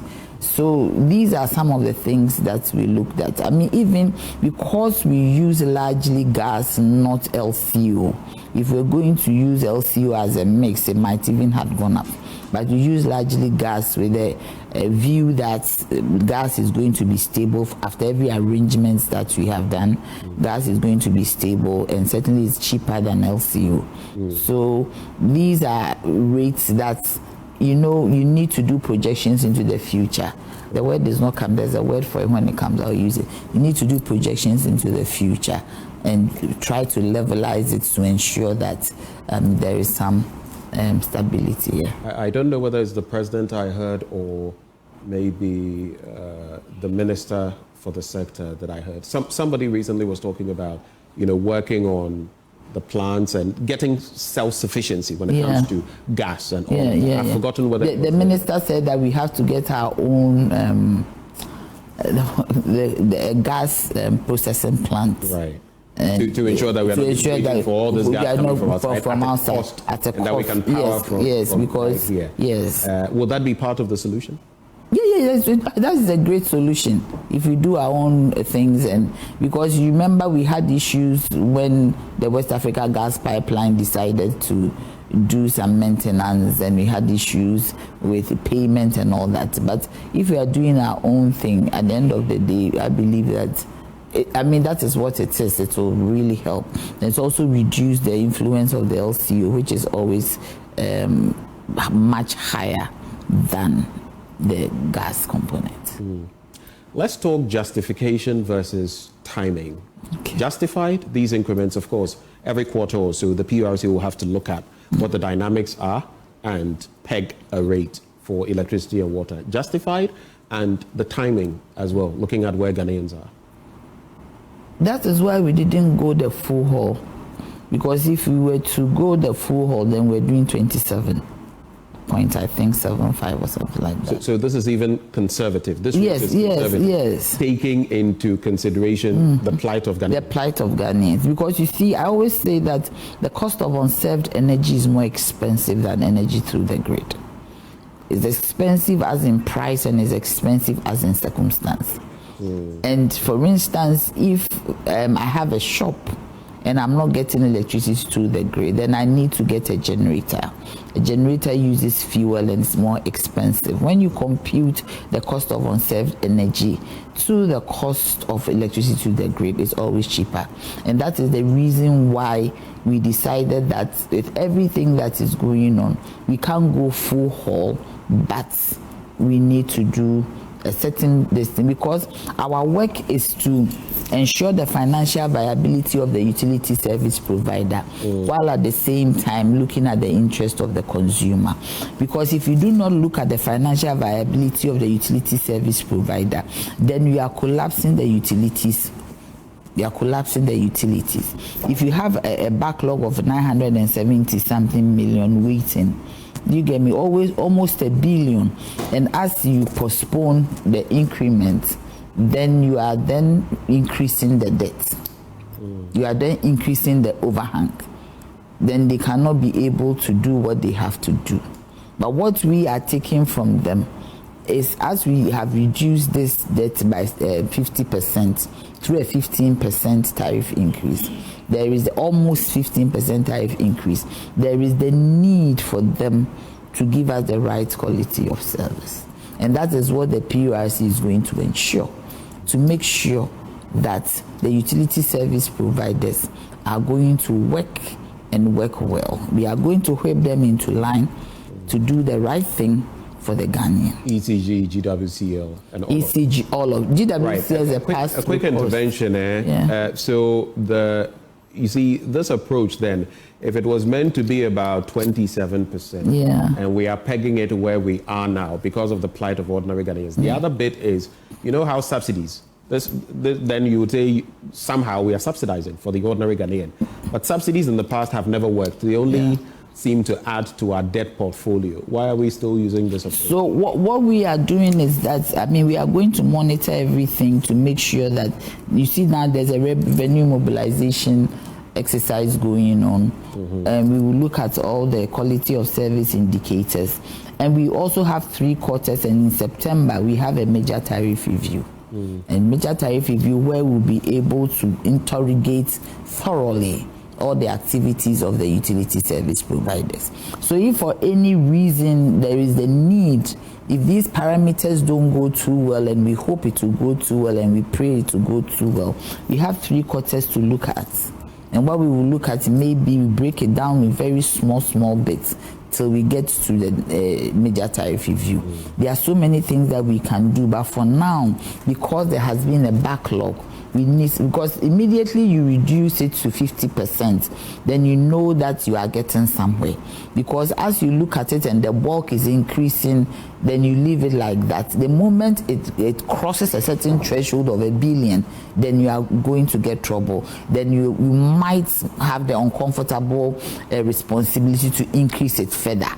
But for now, we believe that this is, if we have cleared 50% in the next quarter, we will be monitoring to see how the trajectory goes. So you're trying to fill the gap and stabilize the system. But at the same time, let's consider, you've already mentioned the AGI and the teams and how engagements with them. One good thing I see is that when an action is going to be taken, all these entities are engaged, at least now. That is, they are even on the board. I see. But when it comes to the TUC and the AGI have been engaged, we've heard from them, we've heard from the Chamber of Commerce and Industry. Did you also contemplate the impact on the business community in arriving at these decisions? Because a lot of them are saying, we're going to have to pass on the cost to the end user. We can't take the hit.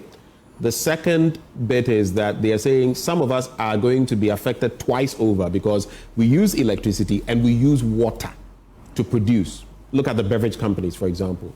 How would you address this? You see, that's why I said the cost of unserved energy. That's granted that you get up in the morning, because per kilowatt hour of electricity by a generator and per kilowatt hour of electricity per electricity through the grid.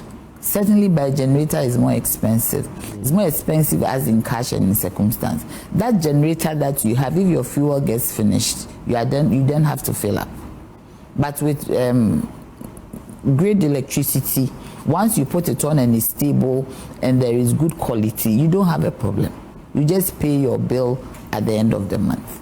And so if the power is not available for industry, that is more serious than the power is available and you are paying something to sustain the system and clear the debt. Because if there is too much of a debt overhang, then it means that the utilities are going to suffer and they are going to have issues and they will not be able to give us the power that we need. How will this impact the rollout of the 24-hour economy? I heard somebody saying that His Excellency Mahama said that the 24-hour economy, they are going to increase tariffs. You see, reduce tariffs. The 24-hour economy, it's not going to affect it because if what I know per what the manifesto says and what His Excellency Mahama says, there's going to be time of use meters and time of use tariffs, which will come up when the policy kickstarts in earnest. So the time that you use your electricity will determine what rate you pay, because we are even discussing looking at the tariff structure and how to, make it more comfortable for the consumer to pay. So these are all new things, interventions and innovations that will come into electricity mix in the country. The time of use, you've been talking about time of use. So if you use the electricity during the day, and most of these companies use it through the day, even in the night, once you have a time of use meter, it will help reduce a bit of the cost. And also, one thing that is good is renewables, that we can look at off-grid solar solutions, that a factory can have off-grid solar solutions for almost everything that they do. Maybe some heavy-duty machines will be on the grid, but today even there are some technologies that are available with solar to take on the bigger machinery. So these are all interventions that will look into the generation mix to ensure that the 24-hour economy is successful. You see, but without electricity, we have done 14%. Without electricity, the 24-hour economy cannot even start. So we need to make the system stable through a tariff that is reasonable for the utility service provider and also for the consumer as well. The consumer also being the industries, the commercial entities, the hairdressers, everybody, so we can get Ghana going. I have heard, just to take you back to the bit about the 24-hour economy, I did hear the president and other speakers talk about the fact that based on when, you mentioned the timelines. So if past working hours, you're still going to continue working, the tariffs will be lower for you, likely, and all of that. But mention was made of lowering taxes, tariffs, as well. Generally, this is not helpful, is it? Which one is that? I'm talking of the utility tariffs. No, this one is a quarterly tariff. We are going to do a major tariff review. Major tariff? Yes, and this one, there's a debt that is there. So I even advocated somewhat that if we can look at the 27 and clear the debt. Because you see, when you do the major tariff review, it takes you another 12 months to even do any other tariff, or sometimes 6 months. But so with this debt overhang, we cannot carry it into a major tariff review. It's a real debt that is waiting for us to pay. So for instance, if all these mobilization efforts that they are putting in yields some amount of money, it might even clear what is left. Then there might not be any need for even anything, but we go straight into our major tariff review and interrogate everything, their investments, their everything that they need to do. Then we can decide on something. But for now, we really need to make sure that we reduce the debt. We don't want the debt overhang, because when it stays in the books of the utilities, sometimes it's very difficult for you to even do a tariff, because it is hanging in there. Whatever tariff you do, it is not able to cover it if you leave it for so long. You see, they left it from the last quarter of 2024, the third quarter, so fourth quarter. Inherited yes, inherited burden. It's an inherited. We don't want to go into the politics, because if we're going to open up everything, that is a Pandora's, but it's not necessary. It is an inherited burden. Do you get me? And the first quarter, nothing was done. And as let me do some conjecturing here. I've not seen this anywhere. I'm just thinking aloud. Could it also be that, yes, these debts have to be taken care of, but because we also want to make the utilities, especially ECG, viable for privatization? No. So we want to clear the debt? No, that's not it. It's not only ECG that is on this debt. Gridco has something in there. VRA has something in there. Everybody has something in there. That has to do with the operations. It is not. We've had this the PSP committee, and we've looked at everything that there is with ECG. I don't think that is what it is. It didn't come up in our discussion. This is a normal quarterly review that the PURC is a largely autonomous entity, right? We are independent according to Law Act 538. We are not independent according to the law, which is the case. Thanks for that confirmation. So you are not. It says specifically impacted by what a government thinks. Right? No. We are impacted by what will be good for Ghana. I mean, at the end of the day, that's why we have stakeholders, a consumer rep, an AGI rep, then a TUC rep. This is the whole facet and trajectory of the people within our space. So it's not the government telling you to increase prices or reduce prices? No. The government doesn't tell us. They don't get involved. The only thing that we do is that when we do the tariff, we inform government that these are your utilities and this is the kind of tariff that we have done for them based on A, B, C, D, E. If the government has any questions, they ask. But they don't interfere to tell you that do A or B or C. It doesn't happen that way. But at the same time, I recall during the COVID times, I think, we had some arrangements. The government put some things out and the PURC responded. What would you call that? It means government has some influence. But what I'm saying, at that time, everything turned upside down. And some of the things that went on certainly wasn't right. The whole country. So if one portion of it, they were interfering and doing things anyhow, we would say that was the order of the day. But typically, most governments don't do that. Most governments don't interfere. The only thing is that if there is something, they would discuss and see that if it can go this way, if it cannot, you also bring your point. But government does not interfere. Immediately you are sworn in. That is why it's not any minister or ministry that swears us in. It's the president or the chief of staff. And immediately you are sworn in, your independence starts. It says that you are not to the direction or control of anybody or thing. So meaning that the PURC is independent. What is important now to maybe take it a notch further to ensure that our independence is steeped in the Constitution, that it becomes constitutional, like all the other independent bodies. And you see, the point is that when PURC was set up, the Constitution had already been put in place.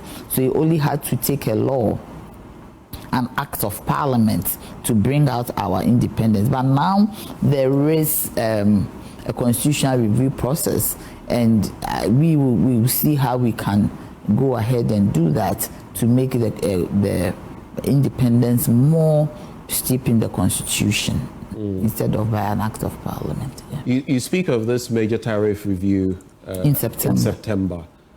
I'm sure a lot of people will say, okay, so should we have been hit with the 27%? The business community will say no. Prices would have been higher, half and half and all of that. But can we expect anything better at the end of the day? It's like in the Bible, can anything good come out of Galilee? Of course. Will the tariffs at any point get lower? That's my there are times that it's been lower.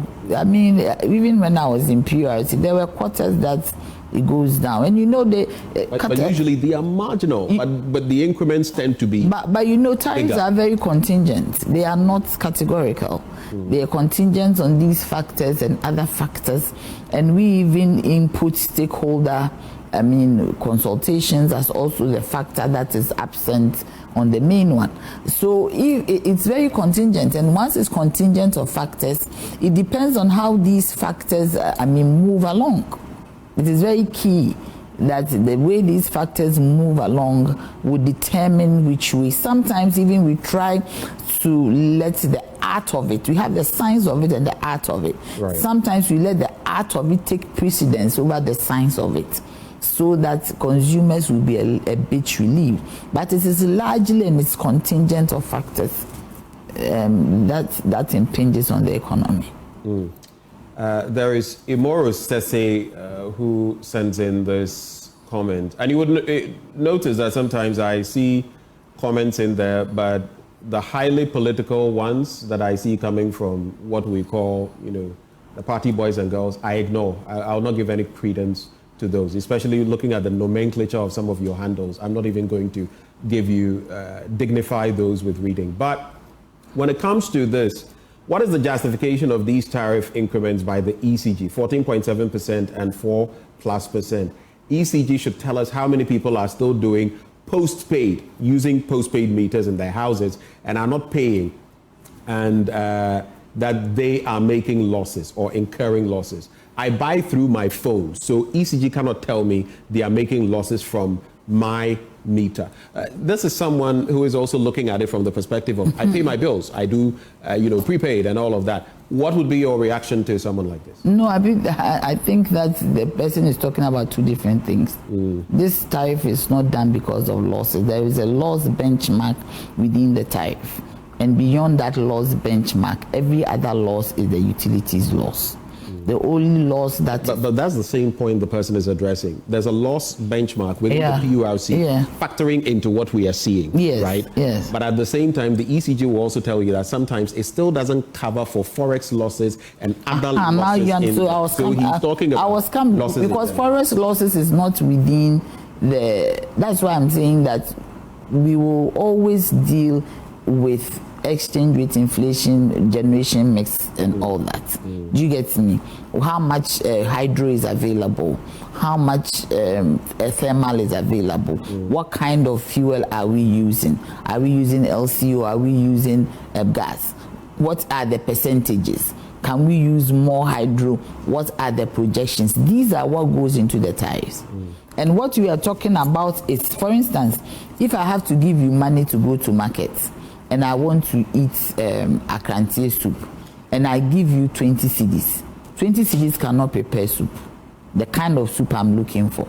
But if I give you 250, 300, that can prepare the soup I am looking for. So this one is about the revenue that is accruable to ECG. It's not only ECG, Gridco, VRA, Netco, and even the IPPs. How much do you need to operate? Before we talk about losses, losses are benchmarked. So once the losses are benchmarked, any loss that you do, and we should remember that we have technical losses and we have commercial losses. We always put our minds on the commercial losses. The technical losses itself impinges on the kind of system that you have. System overloads, line overloads. Do you get me? Transformer overloads. So all these things are things that have to be replaced, especially the wires business. The wires business is very expensive. The wires business being ECG and Gridco, because there should be rapid transformation and rapid maintenance. So, I mean, as and when, and most of the things that they do is in forex, is in foreign exchange. The things that they buy, specialized equipment, transformers, even some of the uniforms that they wear, fireproof, all those things. Sometimes they have to import them. So that's why I'm saying that whatever happens depends on the factors that impinges on the tariffs. If the factors are great, why not? It's automatic. You put in your model and it turns out what the factors are saying. Even if one of the factors, two of the factors are good enough, the exchange rate alone can torpedo everything because it is a cost. That is where the cost is. The cost reflective is there. That is the exchange rate can torpedo everything. The price of LCO, the price for gas is okay. Granted that you don't have enough gas and you have to do LCU, that also torpedoes. But the exchange rate is a striking factor, and that we should all make sure that we have an import substitution measure in this country to reduce our imports so that the burden of our CD will come down. Or as a nation, we make up our mind, as His Excellency John Mahama said, that if there's a need for us to also form our own body in the sub-region like the BRICS is doing, so that we'll be able to sustain the strength of our currency. Right. Imoro comes back to say, I'm not blaming the government, the NDC government. I'm saying the company should take steps to collect the tariffs effectively. I think that was clear from your message. But thank you for adding further clarity to it. Two quick things I want to run by you. What I want to tell Moro is that it's not only ECG. Right. This one is generation, transmission, and ECG and Netco are distribution. Right. So if he has issues with ECG, we'll certainly look at it, and we will look at it thoroughly. Yeah. We'll be activating the phone lines in a bit, so stick and stay. You don't want to miss that opportunity on the different issues we've discussed here, but especially ECG. But if you want to talk about the Bawku situation as well, you're free to do so. The IMF conditionalities, there are some conditions in there when it comes to some of this. What is the situation on that? We said we would negotiate a few things. I don't know whether that. I don't know. I don't know what they have negotiated. But where I sit, I know that quarterly tariff adjustment is a condition precedent because they do not. I believe they do not also want government to use the money to be paying the debt overhang in terms of revenue requirements when the tariff can deal with it, when issues. Quality of service indicators can deal with it, when mobilization of revenue can deal with it. So I believe that is where they are coming from. And if anybody says that government has done this, government didn't go to IMF, but government is a continuum.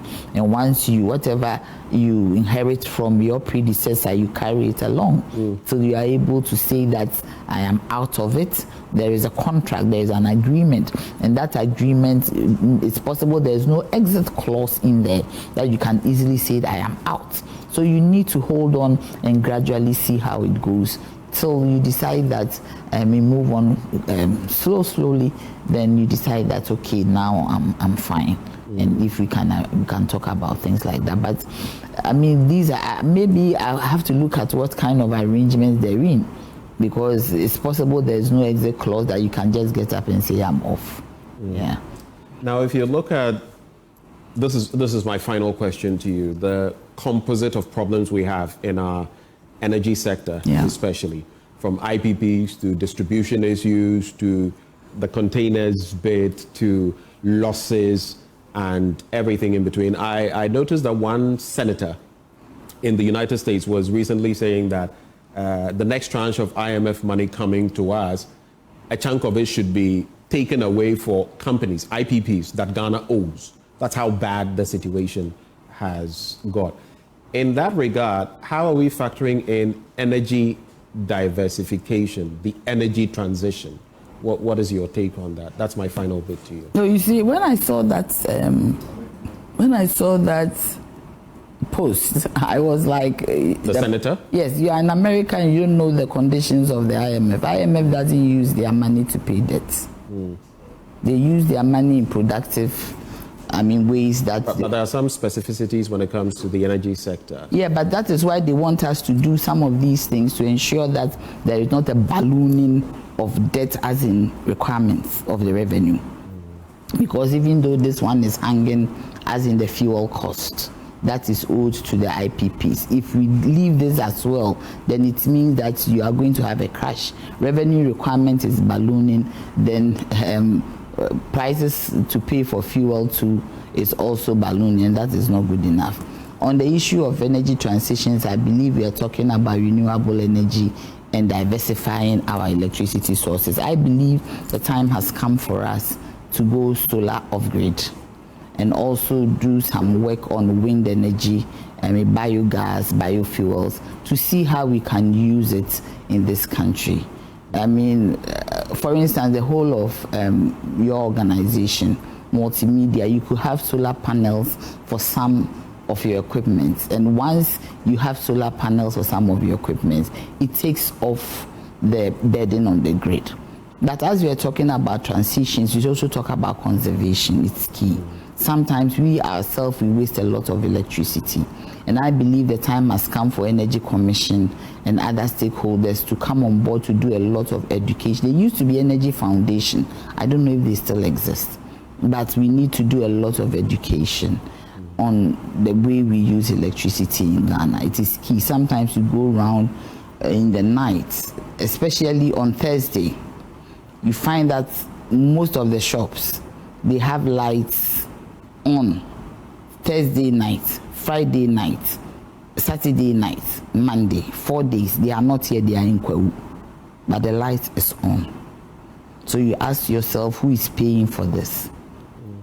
Even if you are paying for it, it is a burden on the grid. So energy conservation and all of these, I feel these two things conserving energy. Maybe we need more, the NCC together with the entities, more education. More education, It's interesting. Someone sent me the charts recently. You know, if you use a fan, if you use a heater, if you use this and that. Maybe we need a lot more education on that. And also on the solar energy.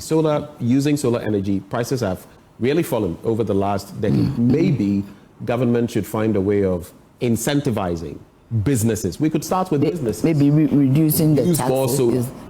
So that's what I'm saying. And you'll get certain and the president said that 24-hour economy, industries, small-scale businesses would do off-grid solar. You remember in 2014, 2015, at the height of the load shedding, I don't know if you were following, the PURC under a presidential special initiative gave solar panels off-grid to most of the small-scale industries in Ghana, and also the commercial entities like the hairdressers, the tailors, all of them, the shoemakers, the Swami magazine. We help with some solar this thing. But as we do that, we should also tell everybody that as all these interventions are rolled out, they should treat these interventions as their own.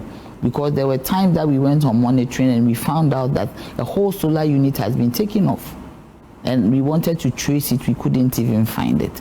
So as all these interventions are going on, there's the need for us to also, look after the equipment very well, maintenance and all that must be done. But there's a need for us to move on into these new transitions and also look at conservation. We're a bit low on conservation. Right. We need to put sensors in shops that when the day breaks, yes, the electricity is for security. When the day breaks, it should go off. Okay. Then in the night at 6 o'clock, it comes on so that we can conserve some energy. All right. Just a final bit for you, presidential staffer. What's the experience been, and what have you been up to so far?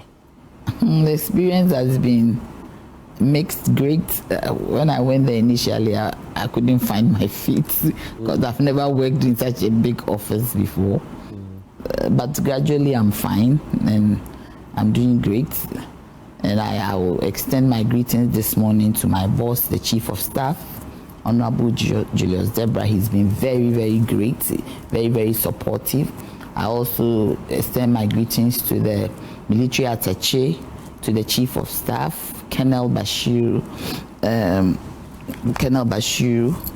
and he's also, Issa, he's also great, a great military man, and my friend Gloria, who I started with from the castle during Atamelta's time. Back in the day, huh? Back in the day. I still have her name as Gloria Castle. So, these are people who are around us. Honorable Joyce Bauer, a great strength of support. Shamima, Felix, we are all there, and they are all a great strength of support. And I'm very grateful to these people. And I'm happy, and I'm also grateful to His Excellency John Dramani Mahama for giving me this opportunity. I've said it severally, and also thanking him for taking me back to the PURC to work for the nation. It's a yeoman's job, but I know that with God on our side. Greetings to my commission, my chairman, Professor Akapsa, and all the board members, Dr. Hawawu, and everybody, Edna, a great team that we have out there. The TUC person, Dr. Utu, and also Dr. Dake. We have doctors, and all of them doctors. So, it's a great team, and I'm learning a lot all over, from the presidency to learning new things in the PURC. It's great, yeah. Right. Well, we can only wish you the very best to you and to Ghana, because if you shape the right policies, all of us will benefit from that. But I also want to say that the media, you're always welcome. You are my people, you are my friends, you are my brothers, you are my comrades. In good times and bad times, you have been there. My doors are always open to you. Anybody who wants to pass by, you are always welcome. For the media, you are always, always welcome. Thank you very much. You can count on us. We'll be taking that invitation. Yes.